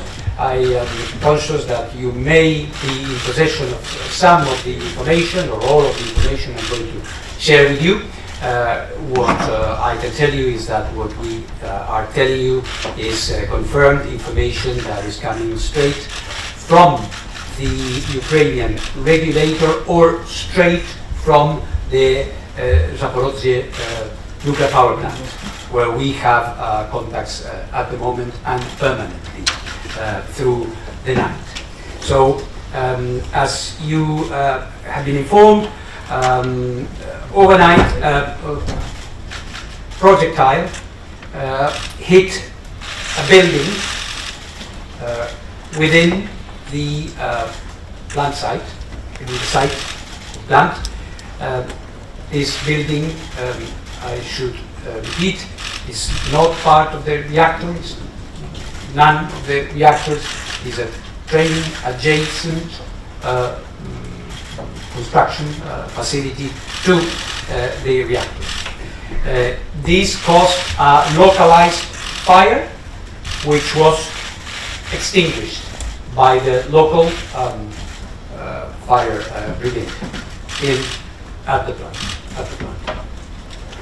So it's important to say that all the safety systems of the 6 reactors at the plant were not affected at all, and that there has been no release of radioactive material. No release of radioactive material. Importantly, in this regard, is the radiation monitoring systems. So the systems we have to measure the radiation are fully functional as well. However, as you can imagine, the operator and the regulator have been telling us that the situation is naturally continues to be extremely tense and challenging because of the circumstances. Of the plant reactors units, one must say that of all the units that we have there, there's only one that is operating at around 60% of its capacity. Unit 1 was in outage for maintenance. Units 2 and 3 are in safety controlled shutdown. Unit 4 is the one that is still operating at 60%, and units 5 and 6 were already being held in reserve, and they are operating normally in low power mode. I must indicate that 2 people have been injured. These people, according to the information we have, are not operators or technical people, and they are part of the security personnel around the plant. So these are the facts. We continue to be in contact with the operators and following the situation, of course, very, very closely. Let me now address how we are addressing this, what are the next steps that we are planning, what is possible in the circumstances. As you know, because we saw each other a couple of days ago, we had a special session of the Board of Governors here. And at that session of the board, I indicated, apart from the general exhortations and reminders of the importance of the general principles of never attacking a nuclear facility and other important conceptual elements, I reminded member states of a number of very clear points that must never be compromised if one is to ensure safety and security at any nuclear facility, be it a reactor or any other facility. And the first one of this was the physical integrity of the facility. Whether it is a reactor, as I said, a fuel pond, radioactive waste storage, everything.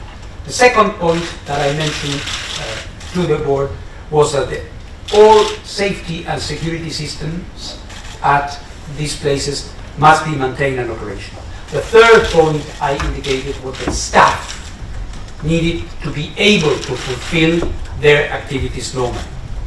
The fourth is that there should be at all times off-site power, electricity, so that the facility is able to continue running normally.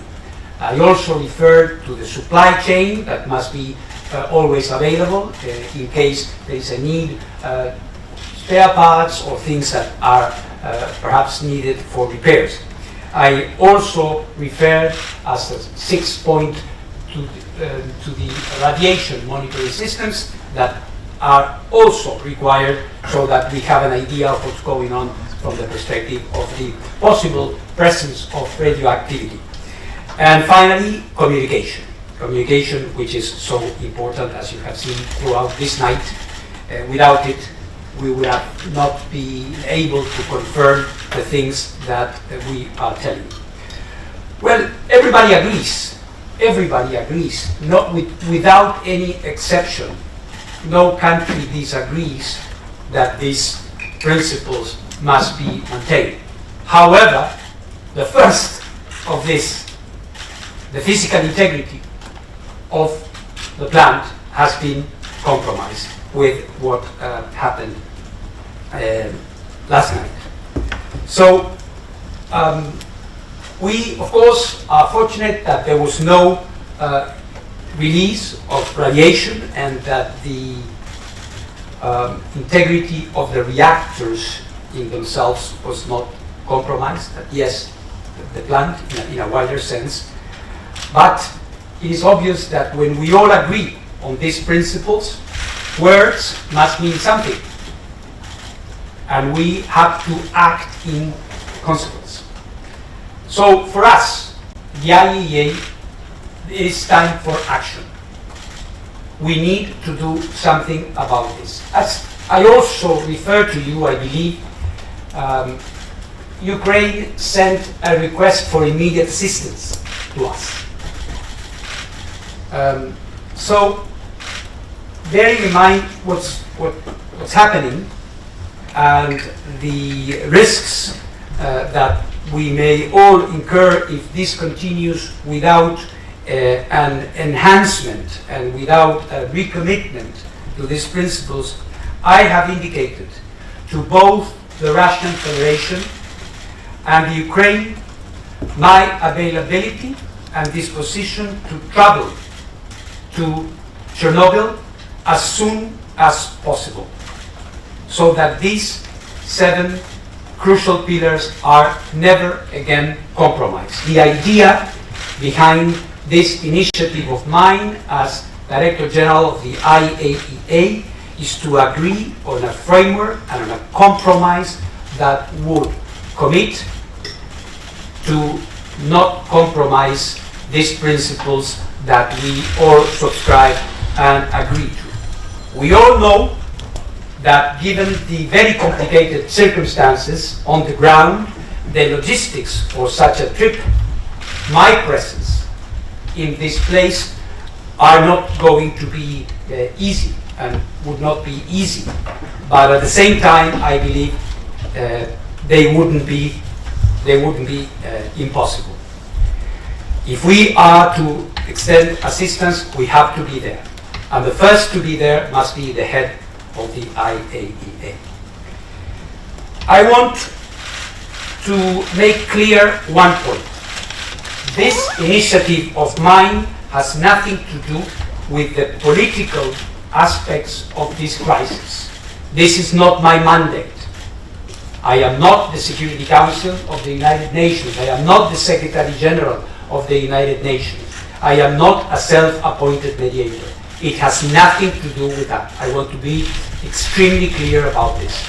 What we are talking about here is a framework under the aegis of the IAEA, whereby Ukraine and the forces that are present there in the context of this military operation of the Russian Federation can agree to a commitment to not to compromise these principles that I have mentioned. So, as I said, the facts are this. The request for assistance has been made to us. We are not ignoring it. I am ready to come.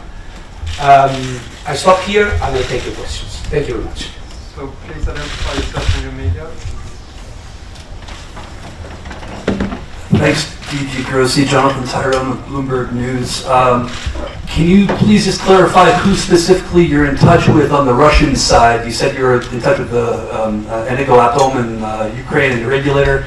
And can you also please clarify, do we know right now whether the control room itself at that nuclear power plant is in possession of Russian forces, or does the utility continue to have control of the room?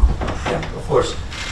As I mentioned, I am in touch with Russia and also, of course, Ukraine. Ukraine is my natural counterpart. In this, I should always emphasize, because we are talking about Ukraine, and they are our counterparts. However, we know, and this is no secret, there's a military operation and there are Russian forces there. Of course, we do have a number of contacts when it comes to the Russian Federation at diplomatic level and at technical level as well. So this is the first part. The second part is regarding the operation of you're talking about the control room and things like that. Here I should emphasize that for the time being it is purely Ukrainian staff running the operations there. What we have in this case, as we speak this morning at 11:15, what we have is in Chernobyl and in Zaporozhye, we have effective control of the site in the hands of Russian military forces. I hope the distinction is clear. Good morning, Albert Oki, DPA, German Press Agency. Just to clarify, you said you're proposing a framework to basically guarantee the safety of the nuclear installations from both sides. How does the trip to Chernobyl contribute to this? Do you plan to negotiate in Chernobyl? I'm not quite sure. We're going to be sharing some elements with both sides, and we are going to try to agree on that. It's part of the consultation we need to have. sorry, that's the plan to negotiate there? Yeah. Okay. Any other questions? Zatsunyaki from Nippon TV. Just to follow up on that statement, that who do you envision as your counterpart? That's normally a foreign minister. So do you want the foreign ministers of Russia and Ukraine to go there, or? I'm talking, of course, with the political authorities of the countries. And this is also something that we have to know that this is an unprecedented situation. Normally in diplomatic practice, one easy way out is to refer to precedent. It was done in this way last time this happened, so this establishes some sort of practice or tradition. Unfortunately, here we are in completely uncharted waters, but what animates this initiative is the need to act and to heed this call for assistance, bearing in mind the realities on the ground.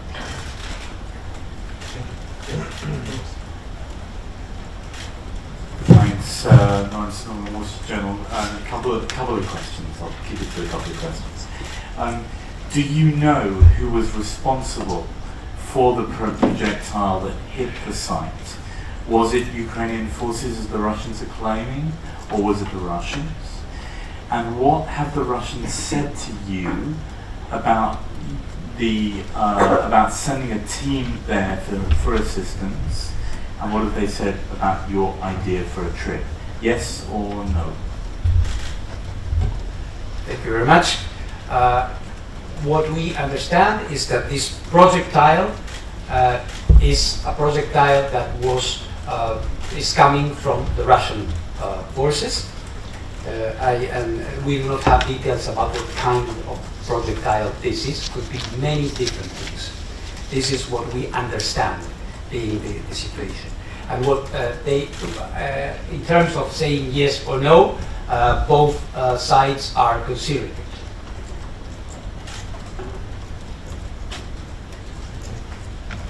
Any other questions? François Murphy from Reuters IDG. Yes, over here. sorry, I always lose you. Yeah, no, of course. Two questions then.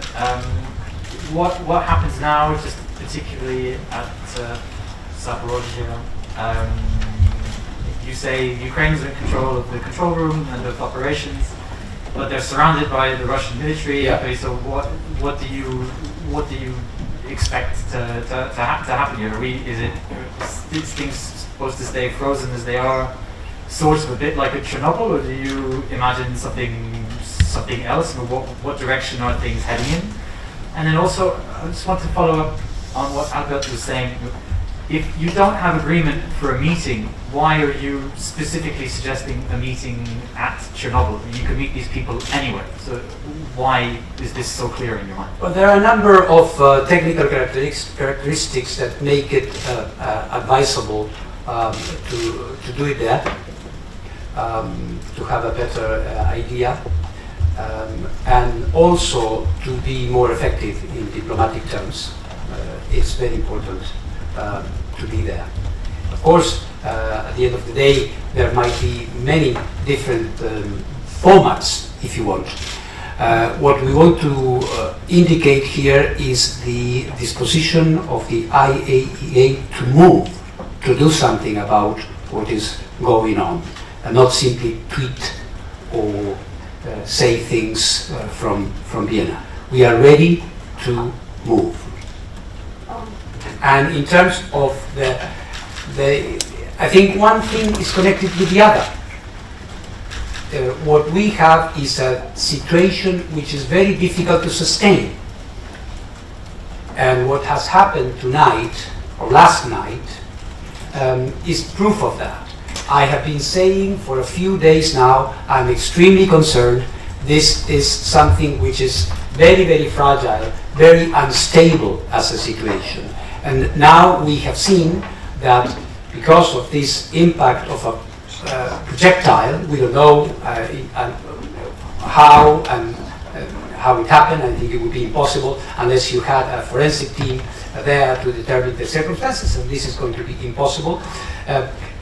You had the kind of situation we had overnight, which could have been dramatic. So I think that we should not wait for something like this to happen before trying to address it in a more efficient way, since we know what is at risk.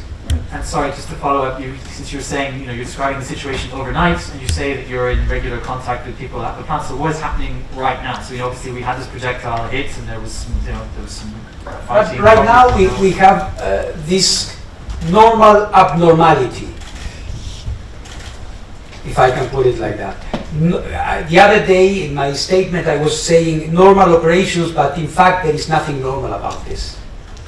Yes, they are running the plants, and I paid homage the other day to their bravery, to their courage, to their resilience, because they are doing this in very difficult circumstances. Now we see this happening. For how long can this continue? So I think it is our duty as an international organization with an important mandate to do safety and security, to do it also when the going gets rough. Yes, Jordan. Yeah.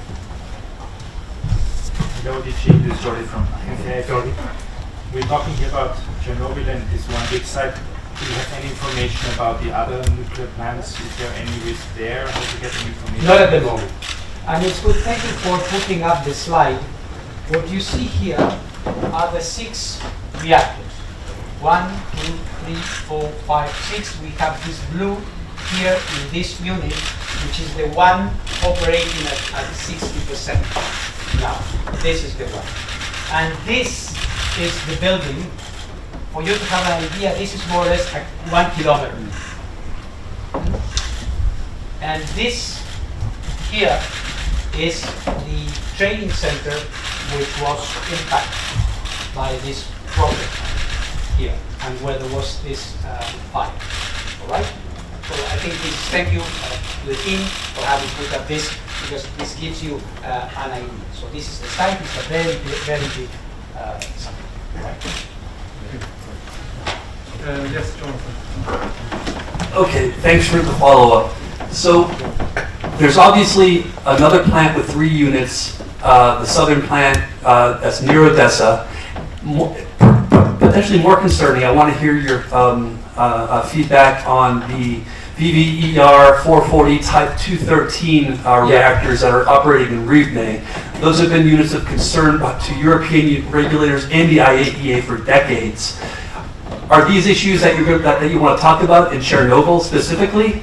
And then just briefly, you don't have any safety standards about proper procedures in a time of war. By showing us this picture up there, are you suggesting that the proper procedure would be to cold shut down all reactors in the middle of the sun? I'm not suggesting that. Okay. Mind you, there are references to armed conflict and to accidents. There are general differences. Perhaps my Deputy Director General, who is an international expert on this, could clarify it, but there are generic references, if I'm not mistaken, to this. So there are some references that are applicable. And of course, I mean, you are pointing to a pre-existing situation which is more of a structural nature about the safety of a type of reactor. This is not the time or the moment or the occasion to be dealing with that. What we are trying to address here is the situation derived from this particular... I'm sorry, but that reactor has a very shallow containment. That doesn't have the kind of depth of defense that these reactors do. You just got out of a really, we're fortunate, but that reactor has a completely different containment structure. I take your point. Yeah. Between line, I can sense that after the negotiation, if it was to take place, or even without that, do you have a plan to place IAEA personnel in Ukraine to assist their no more operation under emergency? Thank you for the question. The first thing that we must have is a framework within which to operate. And I would never put my staff in harm's way before going myself and trying to set up these conditions. If those conditions were met, then one could envisage that. But we are not at that point yet. Thanks a lot. DG, you obviously didn't have the weekend upcoming off. You were supposed to go on a slightly important trip to Tehran. Is that going ahead, and would any visit to Chernobyl or Ukraine be after that? Thanks. No, I would say I am still, of course, going to visit Tehran on this very important official visit to try to address issues that we have discussed on different occasions. And regarding my proposal for a visit and a negotiation to Ukraine, no, it's not part of it. Of this, as I said, I am consulting Ukraine, of course, first and foremost, and Russia as well, to see how we could organize that. So it would be after your return from Tehran? God willing, yeah.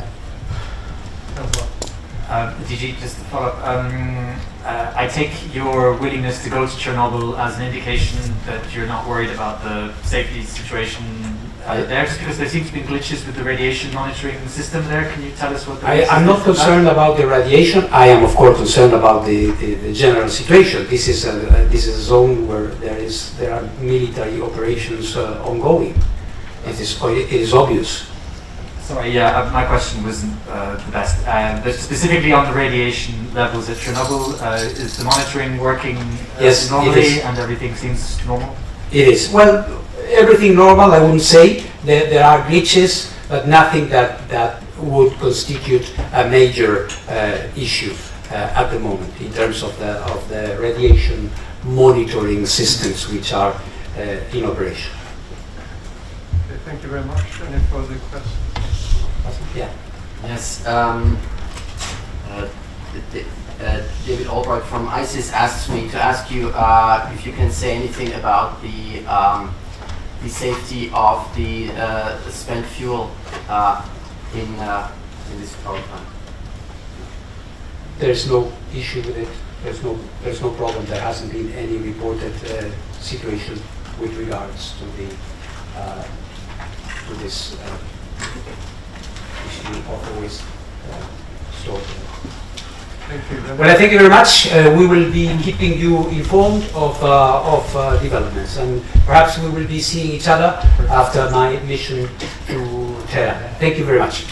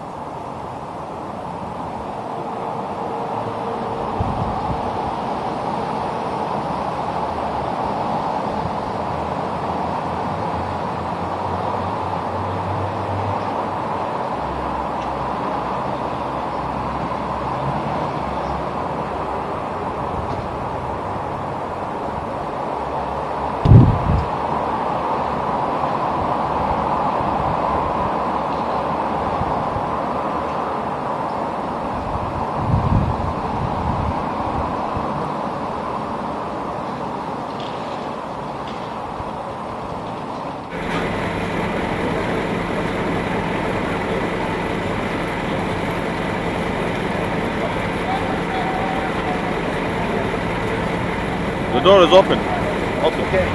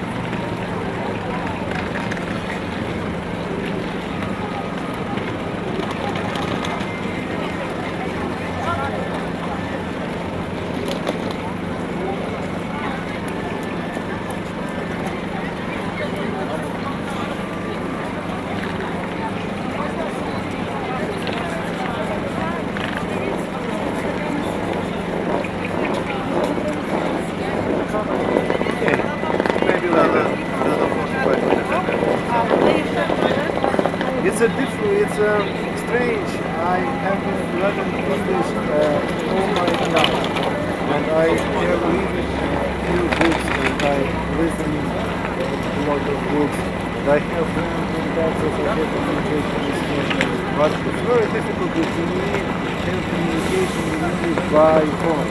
That's true. In 1 hour. Друзі, нагадую, щоб дочекатись вашого транспортного засобу, будь-то залізничний поїзд або автобус, ви можете або будівлі залізничного вокзалу, на другому поверсі є кімната матері та дитини, на першому поверсі є 2 зали очікування, саме там ви можете отримати гарячу їжу та гарячі напої. Окрім того, на площі біля центрального вокзалу є блакитні намети з позначками Червоного Хреста, саме там ви можете перечекати до відправлення вашого транспорту та зарядити ваші зарядні пристрої.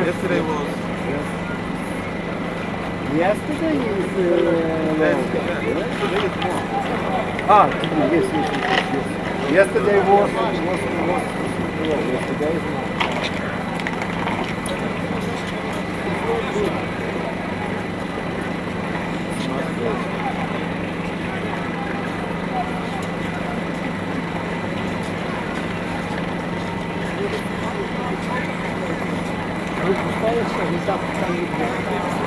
I know a few words in Turkey. Merhaba.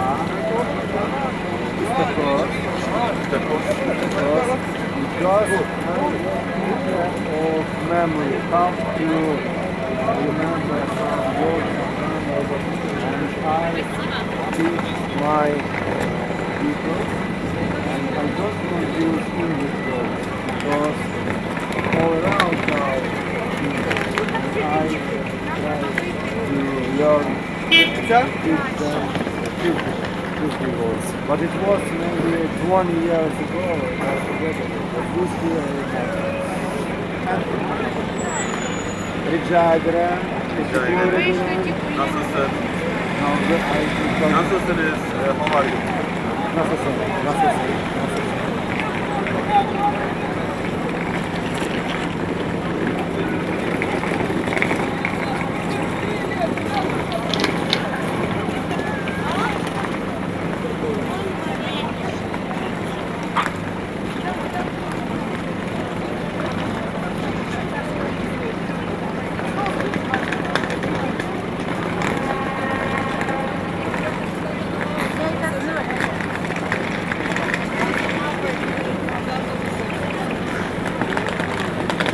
Друзі, ну і декілька інформації для тих, хто прибув до Львова і бажає залишитися в області, необхідно зареєструватися в пунктах.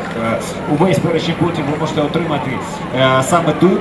Це така листівка, де є усі пункти, куди ви можете подзвонити і як до них добратись. Окрім того, ви повинні розуміти, що міський транспорт працює з 6 до 22 години кожен день.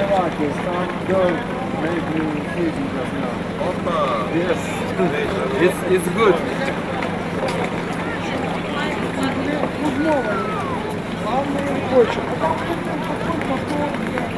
Едем туда,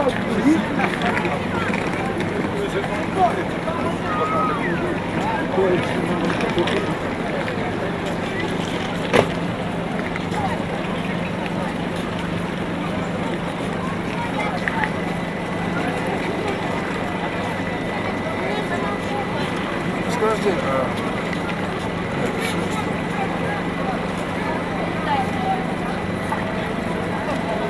Таня, руку.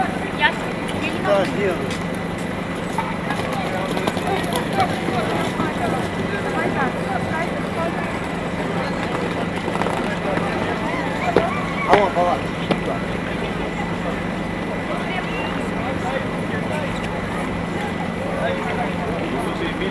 Yes, absolutely, sure. Yes, the same, it's good. What about the $1 million? Get me some of them. Maybe later. Because there are different first. He said every new language is exactly $1 million. But I can learn every million English and I ask you, where is my I have 4 languages. I Where have is 4 it? languages too.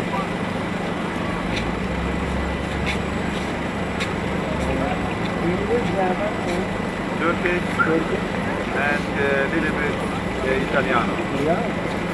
But just a few words.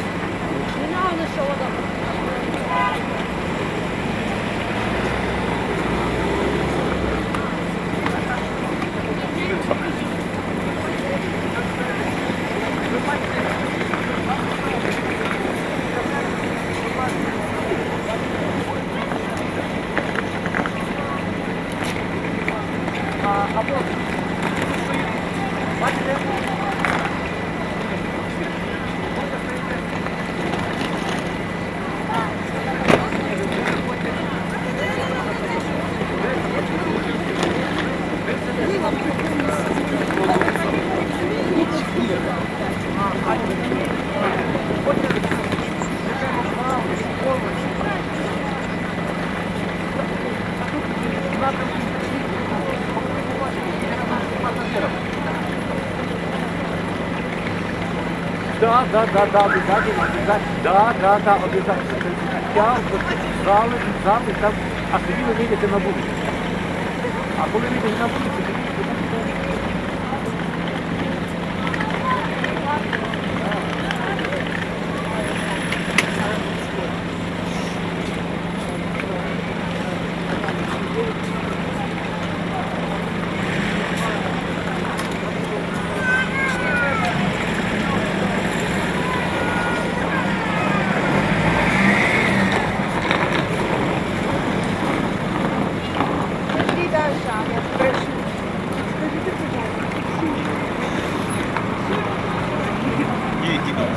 Що ви хотіли?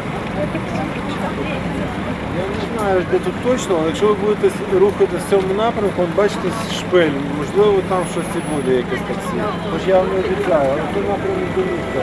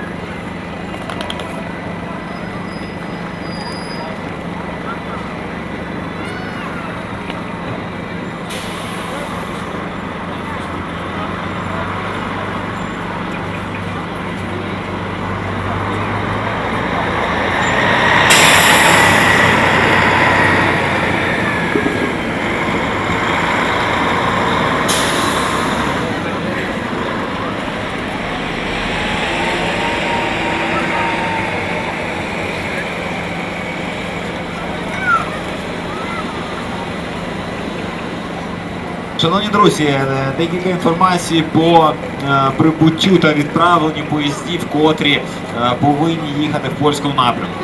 Львів-Хелм відбуватиме о 14 годині, Хелм-Львів прибуватиме о 21:30, Львів-Пшемисль о 14:26, Пшемисль-Львів прибуває о 17:00, Львів-Пшемисль о 17:13, Пшемисль-Львів о 19:54, Львів-Пшемисль о 19:55, Пшемисль-Львів о 22:53, Львів-Хелм о 20:45 і Хелм-Львів о 4:25. Також останнім потягом буде Київ-Варшава о 19:13.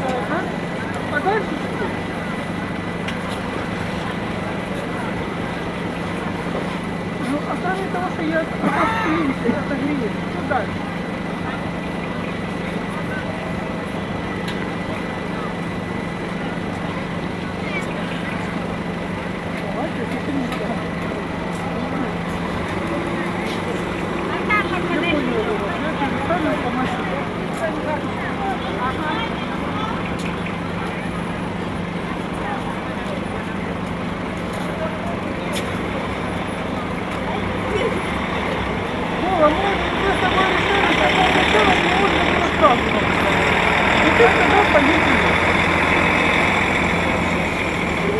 Шановні друзі, величезне прохання, зберігайте спокій, дочекатись вашого поїзда або автобусу можна у будівлі залізничного вокзалу або у наметах блакитно-червоного хреста та отримати гарячий чай та каву, а також харчування.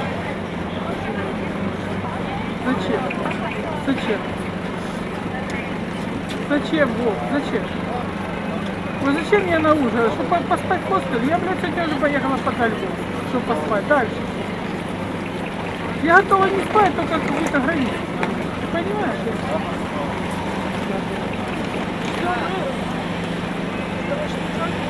Я посмотрела, там автобус 6 часов еще будет. А сейчас будет комендантский час. Кто меня куда поставит и куда я догоню? Я там не останусь совершенно рано.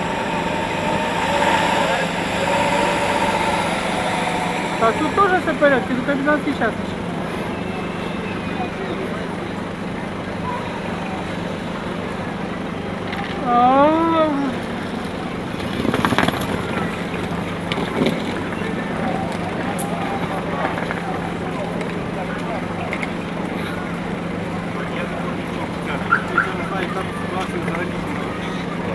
на місці, все будемо рішати. Я не можу нічого сказати.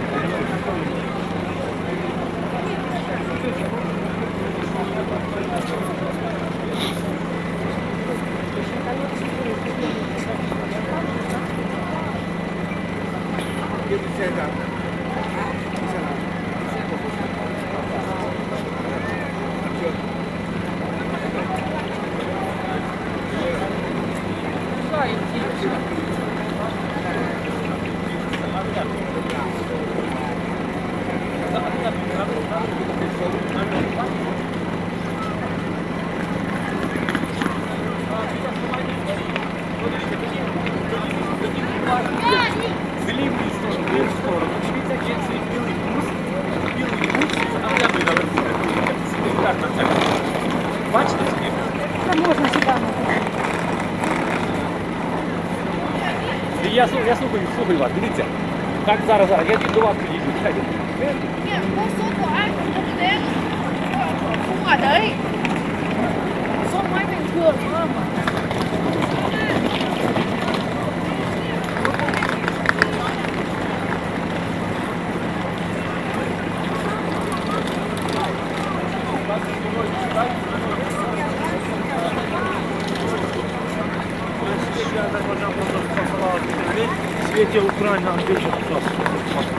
Шановні друзі, на третьому пероні стоїть два потяги, одна ЧОП з пересадкою у Словаччину, Австрію та Угорщину. Так що усі бажаючих чекаємо на третьому пероні.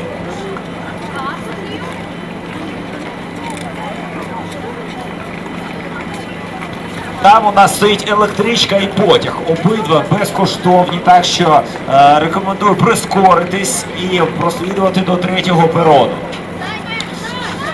Нагадую, два потяги в напрямку ЧОПу з подальшою пересадкою до Австрії, Словаччини та Угорщини саме зараз на третьому пероні.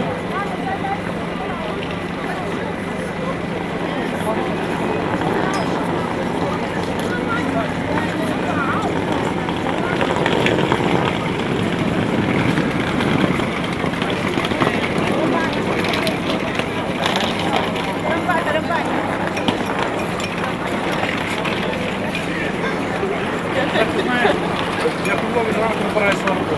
Так само.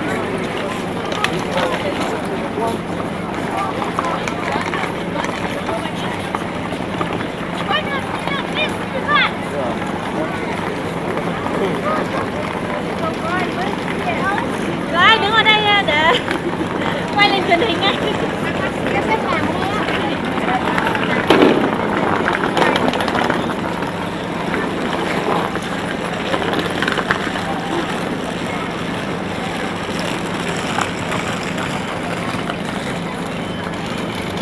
Нагадую, що саме зараз на третьому пероні стоїть два потяги в напрямку ЧОПу. Саме там буде пересадка до Австрії, Угорщини або Словаччини, так що всі бажаючі рекомендуємо прослідувати до третього перону.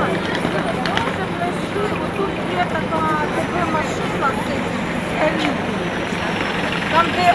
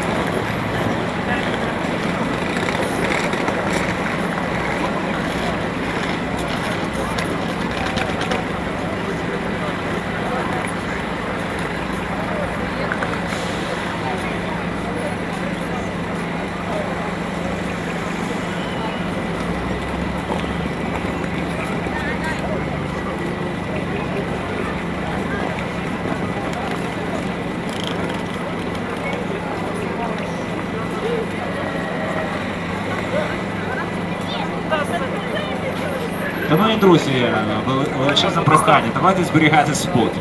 Якщо вам треба поїхати у будь-якому напрямку, або за кордон, або по території України, ви можете дочекатись ваш транспортний засіб, або в будівлі вокзалу, або на площі біля вокзалу. Тут будь-де ви можете отримати гарячі напої, чай, каву, або навіть гарячу їжу.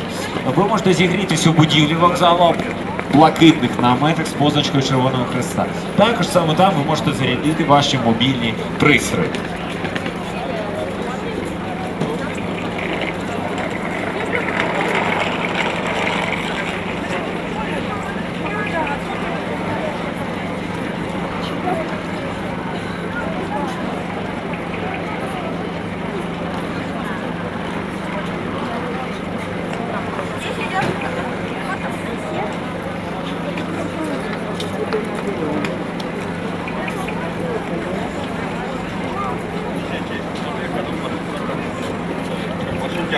Maşın gəlib adresini adanı istəyən kasada.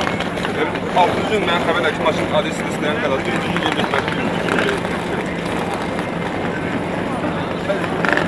Шановні друзі, є одна автівка в напрямку польського кордону, є 3 вільних місця. Або якщо будемо плотно сидіти, то можна 4.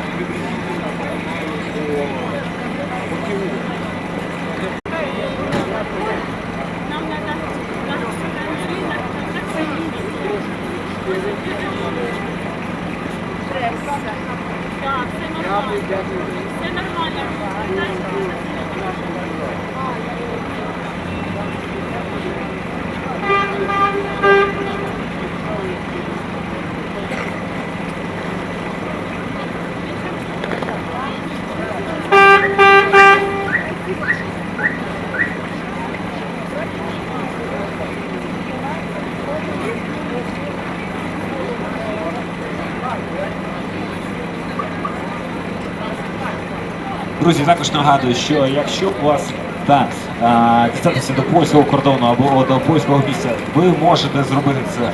Якщо залізничним транспортом, то з 5-ї платформи у порядку живої черги кожен день. Також є платні автобуси, це на виході з залізничного вокзалу ліворуч. І безкоштовні автобуси при виході з залізничного вокзалу прямо та трошки праворуч за наметами Червоного Хреста.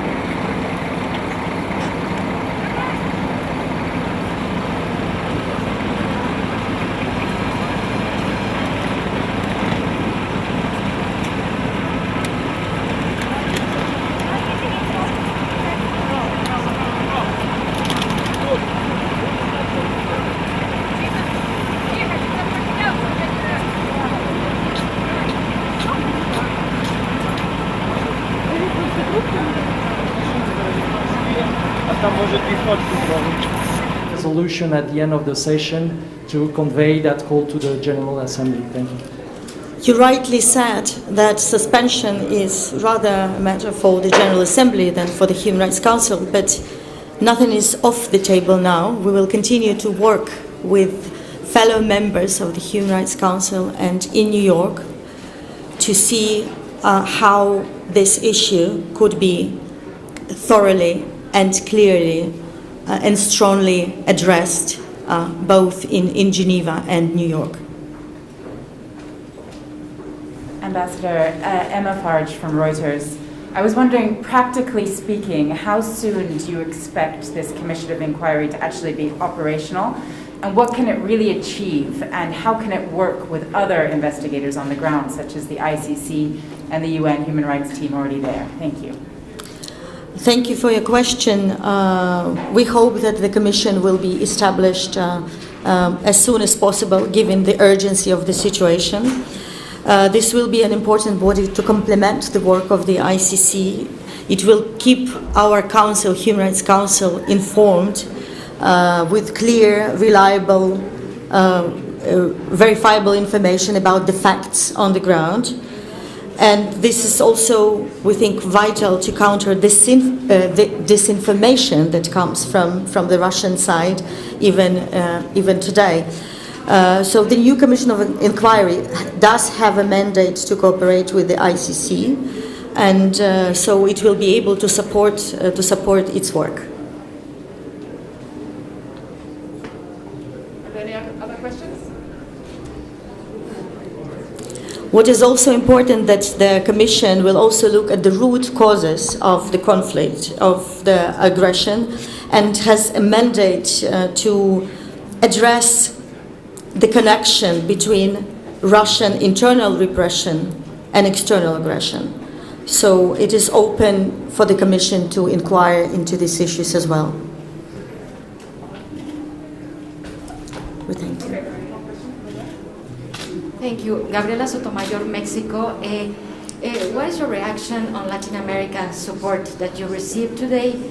And also, at the end of the meeting, you said something to the ambassadors of Russia and Belarus, saying what if they can continue to serve the evil or something like that. Can you elaborate on that, please? Thank you so much. On the first point, the countries all around the world are united today against the aggression and violation of human rights, against the breach of international law and order, because there is an increased understanding that if we do not address this today, that nobody could feel safe tomorrow. So we expect this very strong support from all around the world. And for the Russians and Belarusians, our appeal was to their humanity. Every person has a choice in its life to support evil or to support the good. In these unprecedented circumstances, these people are called upon to decide for themselves on which side of the history they want to be remembered and not to be ashamed of their own choice. Are there any other questions? Okay, then the press conference is closed. Thank you. Thank you. Very good.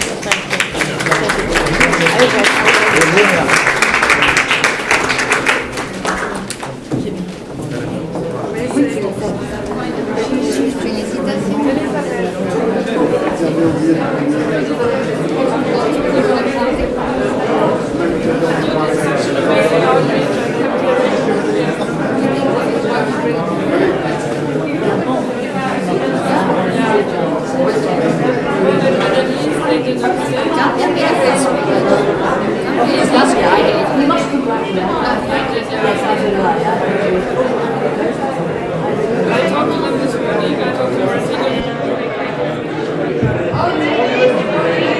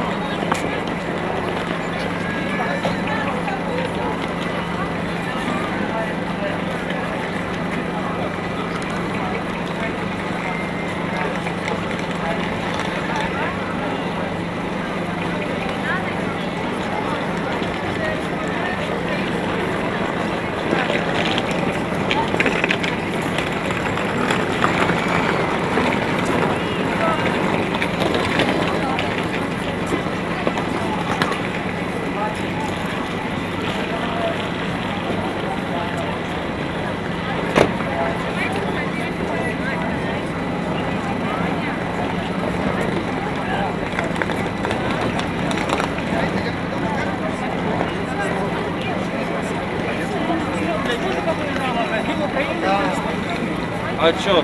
Все снимает, ведь.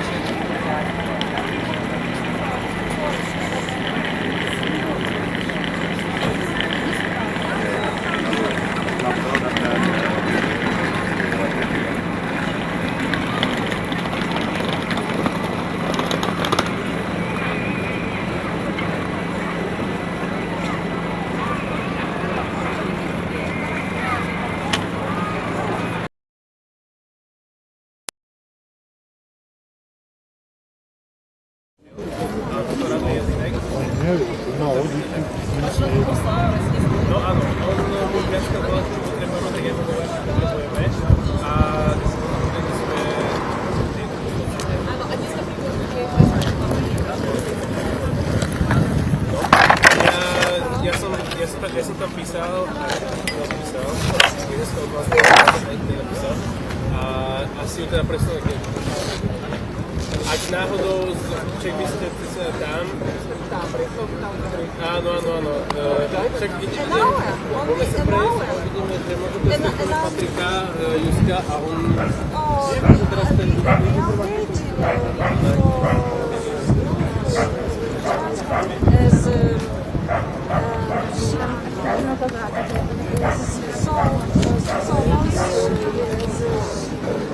as long as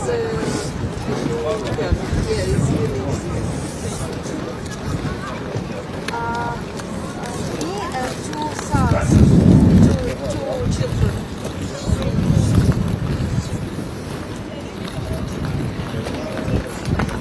Okay, now I'm near red, white.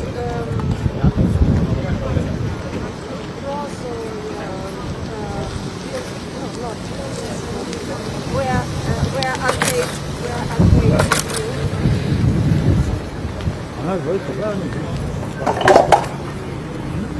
yeah, okay.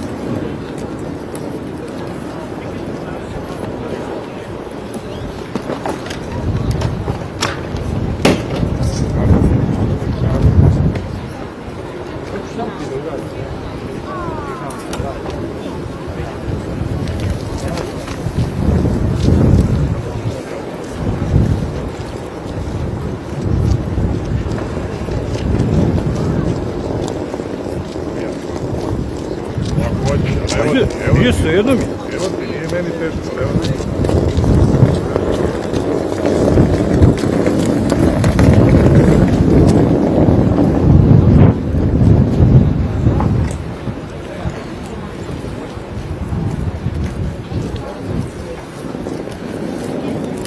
Izvini, evo, za koga ja tebe znam.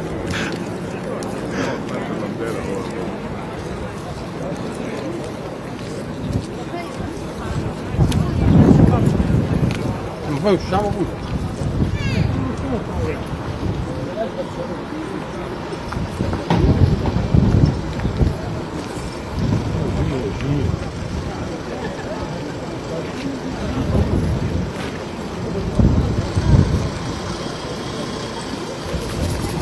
Quando come ovako.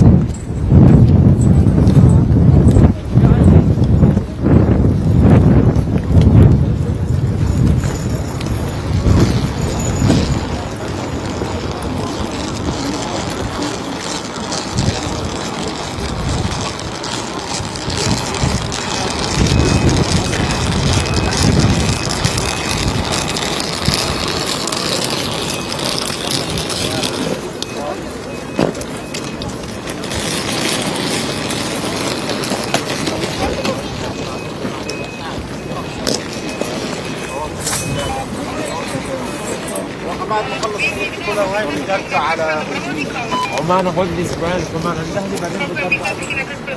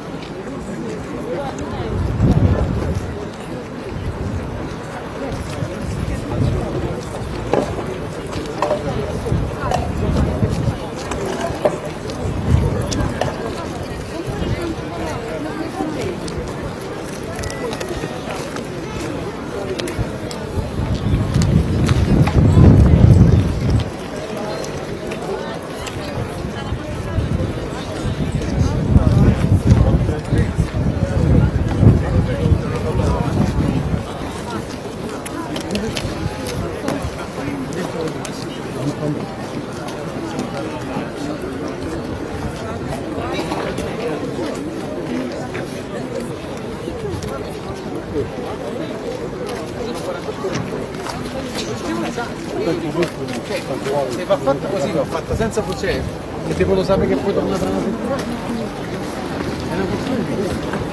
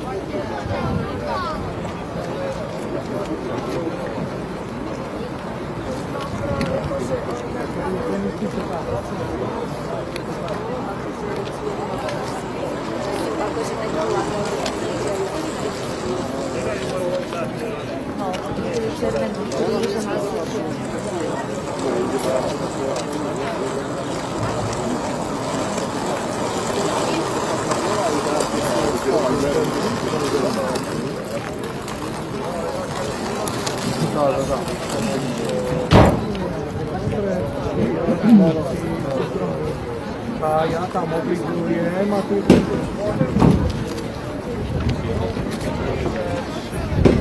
A znowu.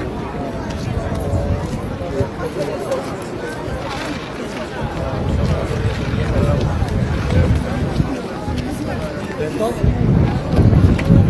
No to?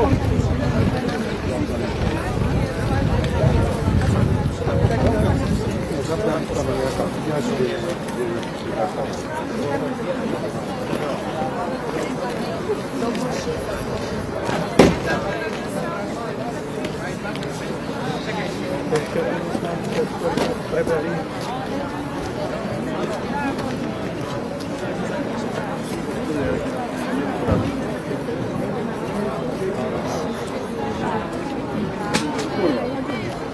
Минута приправили на одну.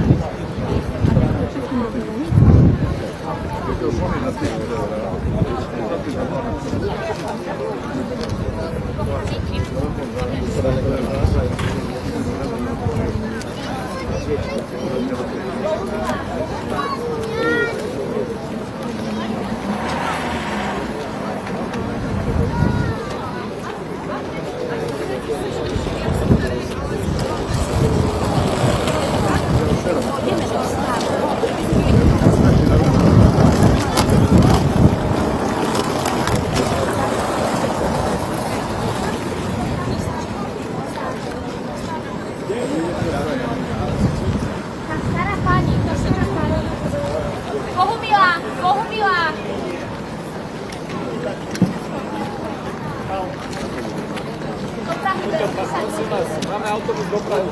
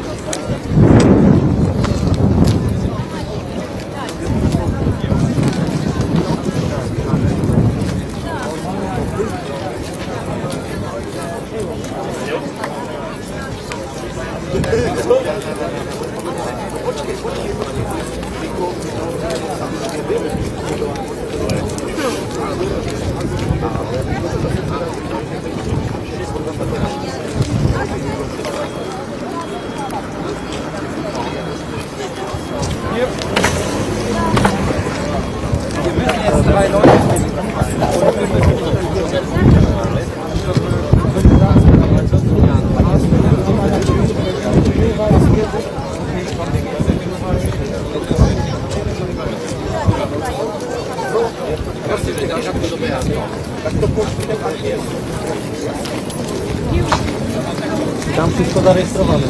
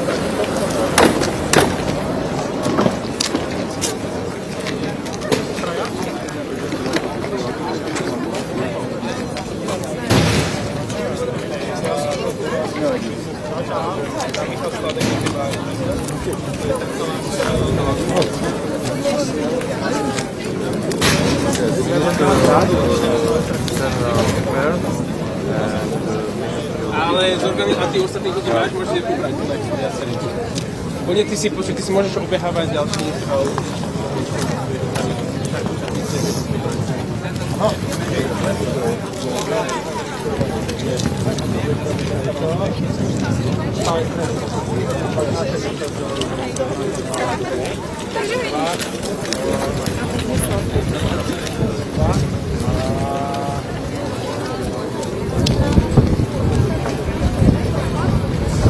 Как типа?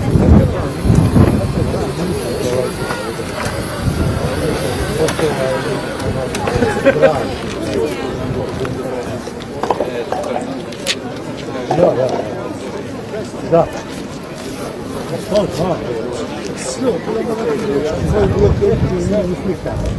Tak je to celý. No tak to já ale na Facebook napíšu něco si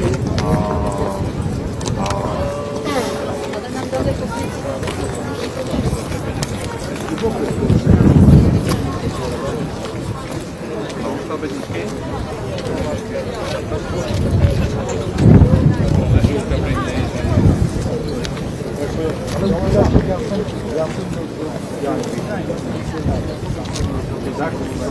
Tak je teďka utíká nahoru nahoru v Polsku.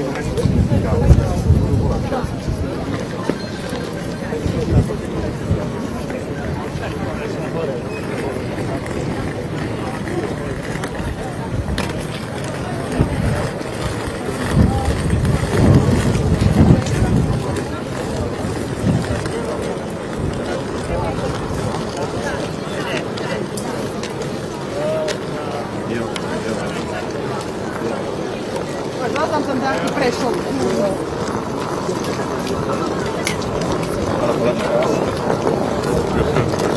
Света, помощь колоссальная. Шура, давай.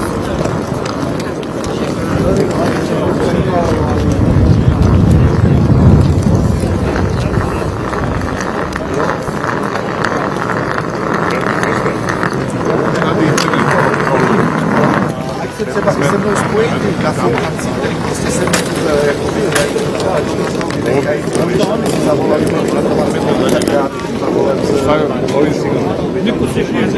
já jsem to kladil Honzovi nakonec mi dal za pravdu. Mluvil jsem s Honzou Kanáčem.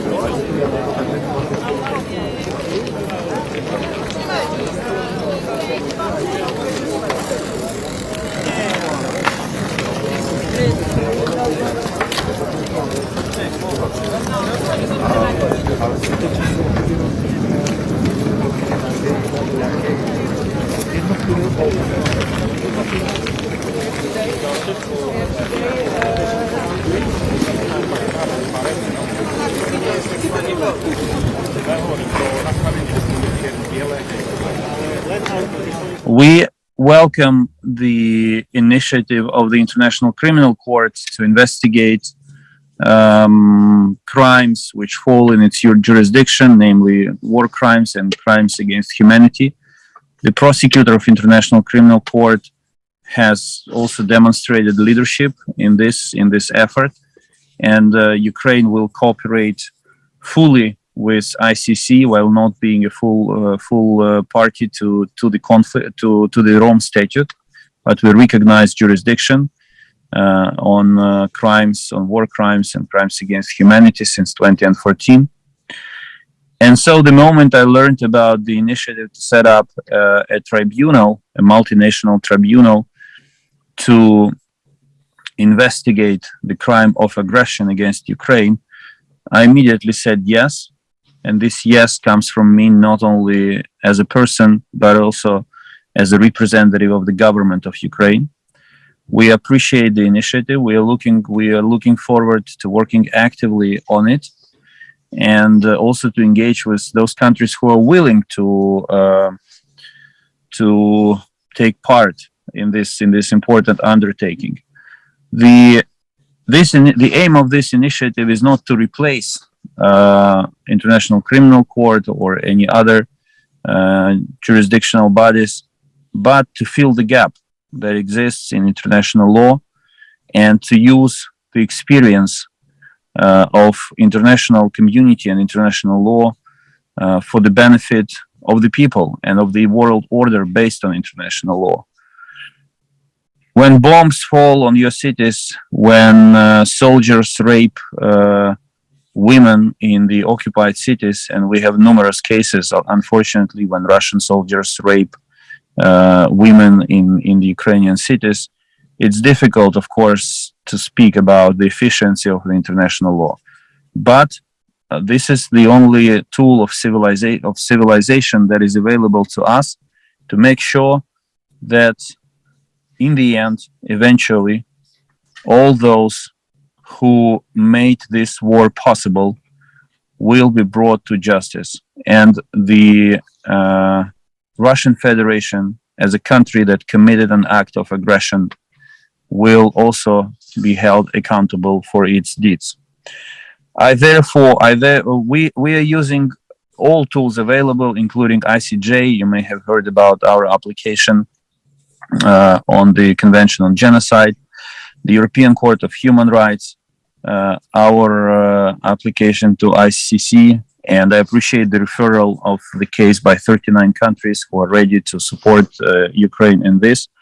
But really, we need to fill the gap on the crime of aggression. And therefore, I would like to support the declaration and the statement calling for the setup of the Special Tribunal for the punishment of the crime of aggression against Ukraine. The recent UN General Assembly resolution named Aggression Against Ukraine was supported by 141 countries, which is unprecedented in itself, and it gives us the political ground to move forward with this initiative. So on behalf of the government of Ukraine, once again, we are ready to move on. We are ready to work with anyone who is willing to bring Russia to an account. And I call on all of you who participate in this meeting to contribute to the establishment of this tribunal. And I also call on all media who follow this online meeting to spread the truth about Russia's crimes against Ukraine and to advocate the establishment of such a tribunal. Thank you very much. I will have to switch off and continue my travel, but I appreciate that all of you stand by Ukraine. We are fighting against the enemy who is much stronger than us, but the international law is on our side, and hopefully it will help us. It will make its own contribution to help us prevail. Thank you. Thank you so very much, Minister. Our hearts go with you. We're honored to have you speak here today. I'm going to turn now to Professor Kniatowski for a few words, and then we'll go to questions. Professor, could you unmute yourself? Thank you. Thank you very much, Professor Wilmshurst. And first of all, let me say that I'm extremely touched by this unprecedented show of solidarity from the international legal community, from international community in general, and from each and every of the colleagues who have participated in putting together this declaration and statement. Your support is felt, your support is very much needed, and it's only possible to achieve anything if we work together. And of course, I fully agree with the previous points, especially points made by all the speakers today, each and every one again, and of course my foreign minister. Ukraine has consistently demonstrated that it believes in international law, that it believes in international justice, and it will do everything it can for justice to prevail, even under the circumstances that, as Minister Kuleba has just mentioned, create a lot of frustration again concerning international law and its efficiency. Ukraine has never hesitated to submit itself to jurisdiction of international courts and tribunals, and this has been consistent with the International Court of Justice, and also with giving, despite the constitutional difficulties that we had with our constitutional court, giving consent to the jurisdiction of the International Criminal Court. Ukraine, in the current situation, Ukraine clearly wants that the perpetrators be punished. And Ukraine believes that this is the moment when we have to move forward also in developing international law, because the current architecture is very much advanced as compared to the situation, to the pre-Second World War II situation, but still the gap about which the colleagues have spoken, namely the absence of an efficient mechanism to prosecute the mother of crimes, the crime of international co-international crimes, the crime of aggression is still missing. The crime of aggression is criminalized in Ukraine's criminal code, by the way, in Russia's criminal code as well. But certainly the creation of a special tribunal or indeed international involvement is very much desired, given the scale of the crime, given the fact that this crime attacks the very foundations of international law, of international order, based on international law. And indeed, there's not. I'm firmly convinced that there's not a single state in the world which is untouched by the current situation, by the aggressive war waged by Putin's Russia against Ukraine. To add perhaps one more point, or perhaps two more points to what has been said. First, I think the creation of such a tribunal should also send a strong signal to those individuals who think that they might still create some profits, some benefits by aiding or abetting the commission of this crime in any way. So I think the large support for the declaration should send them a signal that they might also face criminal responsibility for this kind of action. And the second point I wanted to make is that, in fact, unfortunately, we are dealing with the current dramatic, tragic situation in my country because, to a significant degree, because in 2014, when Russia attacked Ukraine and seized parts of its territory, the international community has not been able to provide a strong response, a response which would be strong enough to deter any further action by the aggressor, to hold the aggressor to account. So, to summarize, let me say that we are, as Ukrainian international lawyers, and as Ukraine as a country, we are fully committed to working further in the direction of developing international justice, of cooperating with any arrangements that will be of assistance in bringing the perpetrators to account. I thank you once again very much, Prime Minister Brown, Professor Sands, Professor Akandi, Professor Wilmshurst, and everyone who has worked on this. And let's continue doing this. And I call on everyone to join these efforts. Thank you so much. Thank you very much, Mikola. Now we're able to turn to questions, and I'm really very grateful to the panelists for keeping their remarks short so that we have plenty of time for the many questions. I'm having to group the questions, and I'd like to ask a group of questions which really are dealing with the same question. How realistic is it that we will ever get President Putin to a tribunal? I'd really like to pass that one to you, Mr. Brown, if I may. Is this a realistic thing that we're talking about? I think it is a realistic option. We have been in contact already with the government of the United Kingdom, the government of France, the government of the Netherlands, the European Union, the government of Sweden, the government of some of the Baltic states.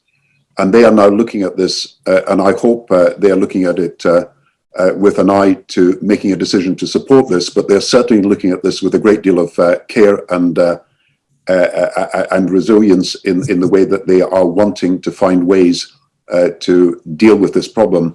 I want to call in Professor Sands because he has done some of this talking with other countries. I think they know that there is this gap in international law and that this is the way to fill it. I think there are other moves taking place at the United Nations that we should recognize that may also complement this. We've always insisted that this is complementary to what the ICC is proposing to do and how 39 countries are supporting the ICC in its actions. And I do think we've got to get to the heart of the issue, that this is an act of aggression, it's a crime against peace, and you have to investigate it and you have to hold those responsible. So we are hoping that the governments across Europe initially will take this up. And I'm going to ask Professor Sands to add to this because he has been in talks with other governments and I've been in talks with some of them. Thank you. And before I pass that over to you, Philippe, Gordon Brown mentioned the UN dimension, and some of the questions concern the basis on which a tribunal could be established. Isn't this really a matter for the United Nations? Of course, not the Security Council, but the General Assembly. Could you take those up together? Philip, would you want to go first?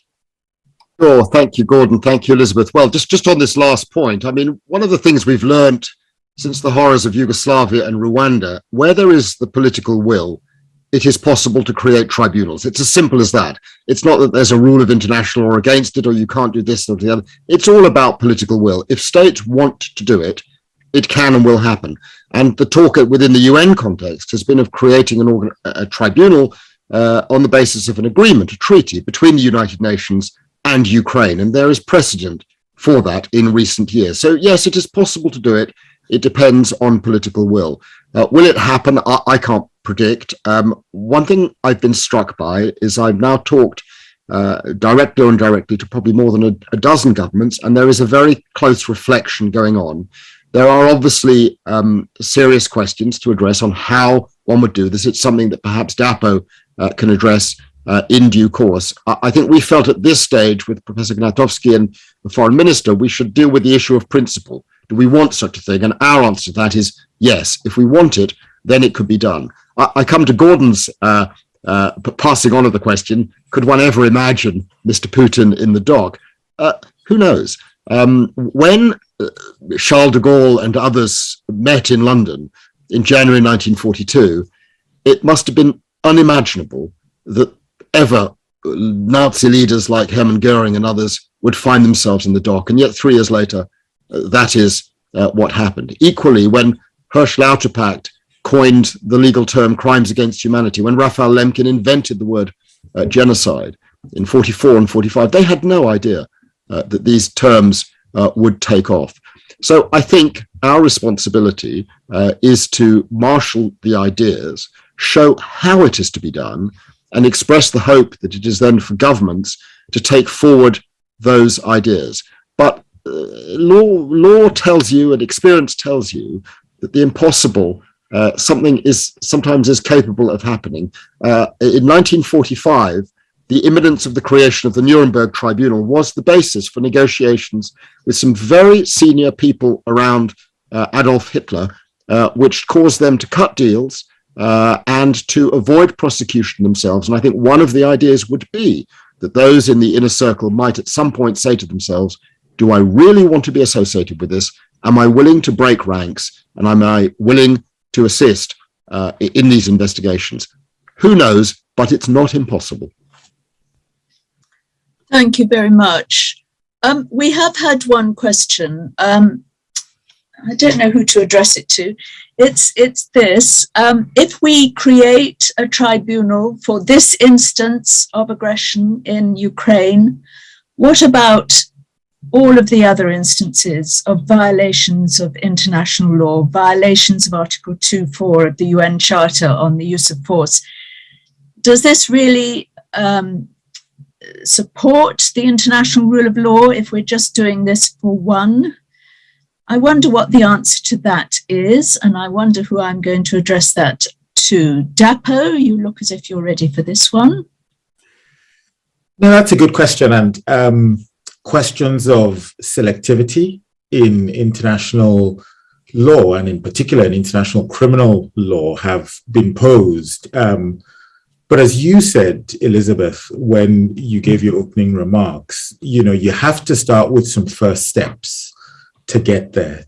And we have had steps in relation to the crime of aggression. Of course, we had the steps at Nuremberg in 1945 and in Tokyo as well in 1945. Then we've had some steps in relation to the International Criminal Court. And we've made some progress in relation to the International Criminal Court with regard to the crime of aggression. But for the reasons that we've given, the court doesn't have jurisdiction in this case. At least at present, it doesn't. And so because the court doesn't have, the ICC doesn't have jurisdiction over the crime of aggression in this particular instance, do we say, well, we do nothing? Or do we pursue other means that are legally available to us? And we're saying we should pursue other means that are legally available to us. One could have looked just 30 years ago in relation to the former Yugoslavia and Rwanda. One could have said, well, why are we setting up criminal tribunals for the former Yugoslavia and Rwanda? Are those the only places where international crimes have been committed? But now we look 30 years on, not only have we seen international criminal tribunals for other countries, we now have the International Criminal Court. So just because we can't do everything does not mean that we shouldn't do anything. That would be my response. Thank you. These questions have come in thick and fast. Here's one for Professor Gnatovsky. Ukraine has the crime of aggression in its national law. Is there a possibility here of using universal jurisdiction in the national courts? I'm sorry even to ask this question because it depends so much on future circumstances. Indeed, thank you very much. Thank you very much for this question. First of all, the exercise of in general, of course, and this is a professor of international law speaking rather than a Ukrainian. In general, the exercise of universal jurisdiction for the crime of aggression is a more controversial issue as compared to the exercise of universal jurisdiction for, let's say, genocide or crimes against humanity or war crimes. But in principle, of course, there is nothing that prevents Ukraine from exercising the jurisdiction of its national courts, because here it's not even universal. There's a clear jurisdictional link here.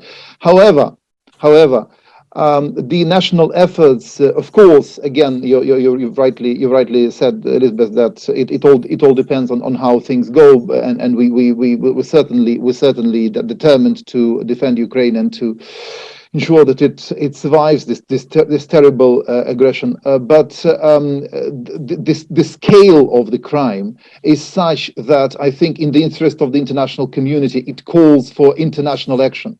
That's why it would be advisable if states vest the newly established tribunal with the jurisdiction they have under national law for the crime of aggression, and also that tribunal has the jurisdiction that emanates from general international law, because this, I would say that this aggression, of course, it is directed against Ukraine, but everyone's a victim. Russian people are a victim of this aggression as well.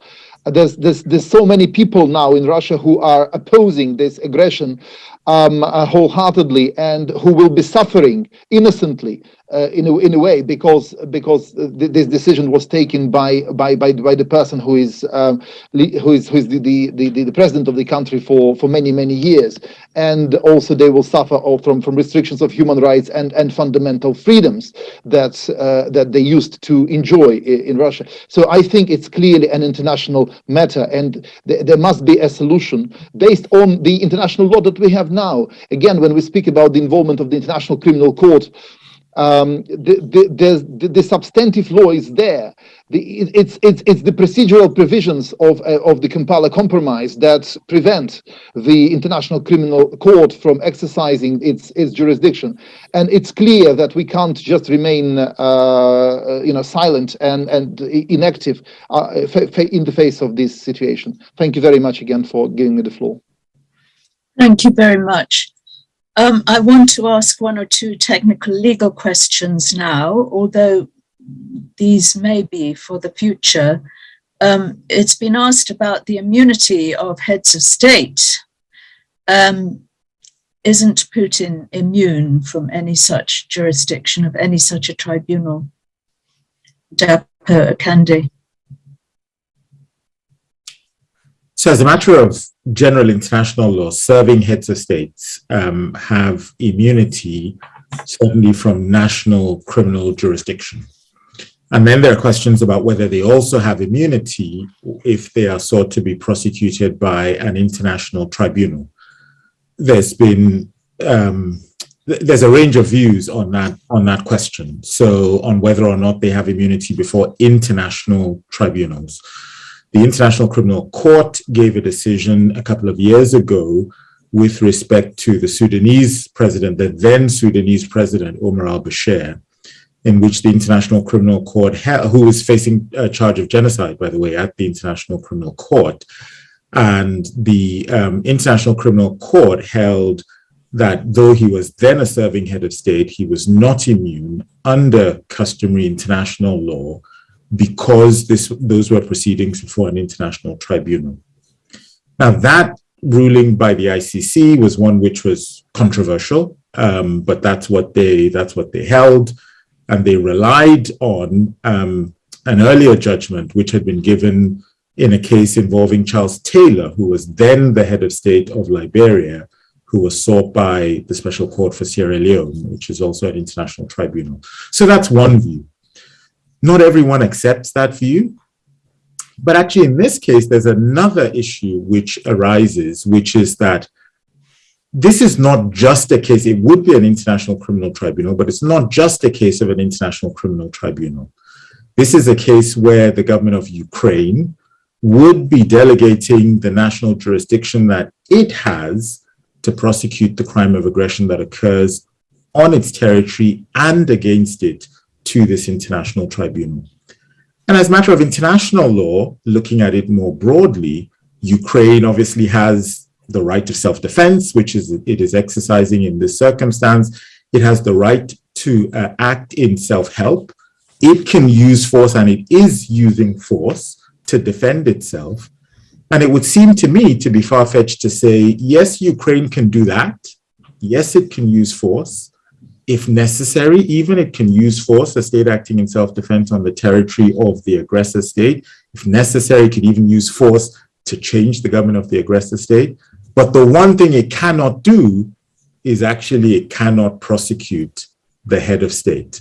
That would seem to me to be quite far-fetched, an answer to give in relation to a state that is acting in the exercise of its right of self-defense and its ability to take self-help measures to defend itself.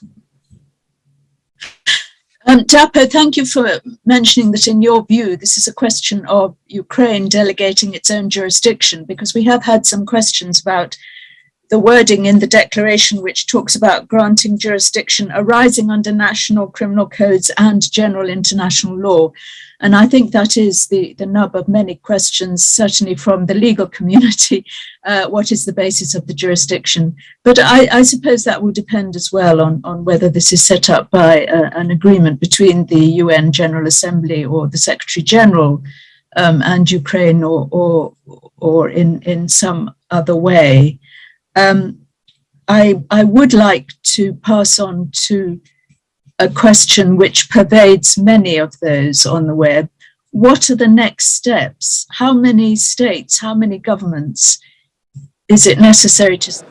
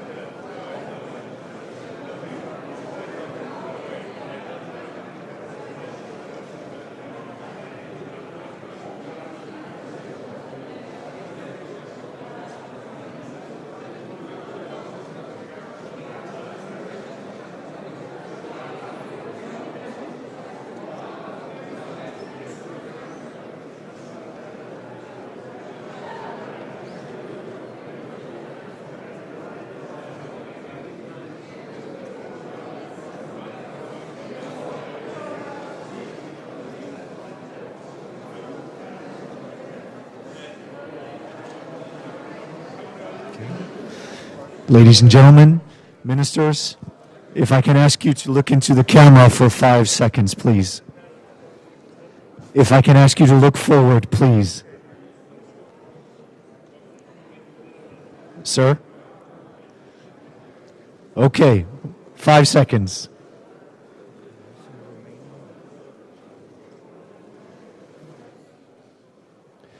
Thank you very much.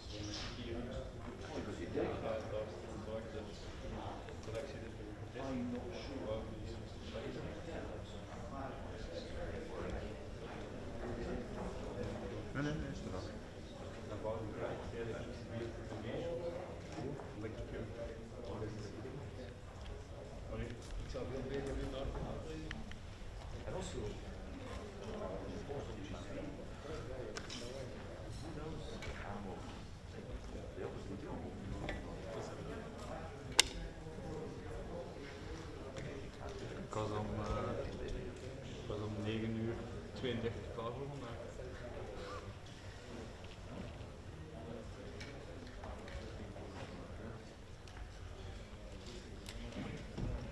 That's 45. That's 13:45. Yes.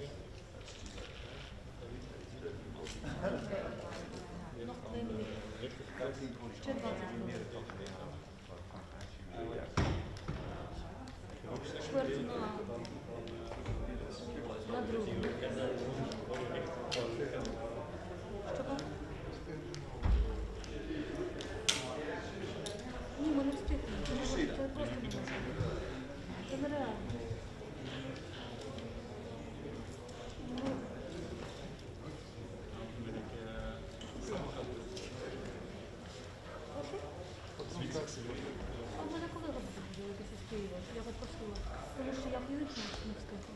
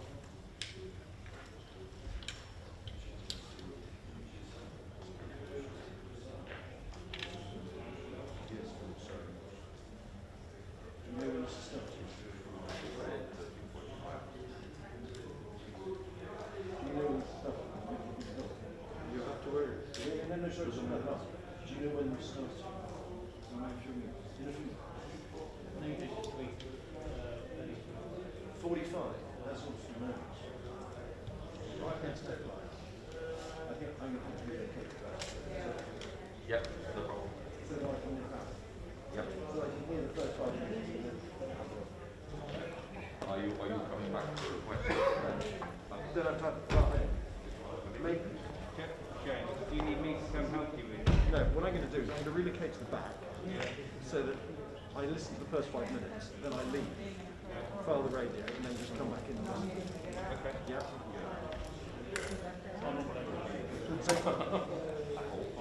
Because if it's starting at 45, it's just too late. It's too close to it.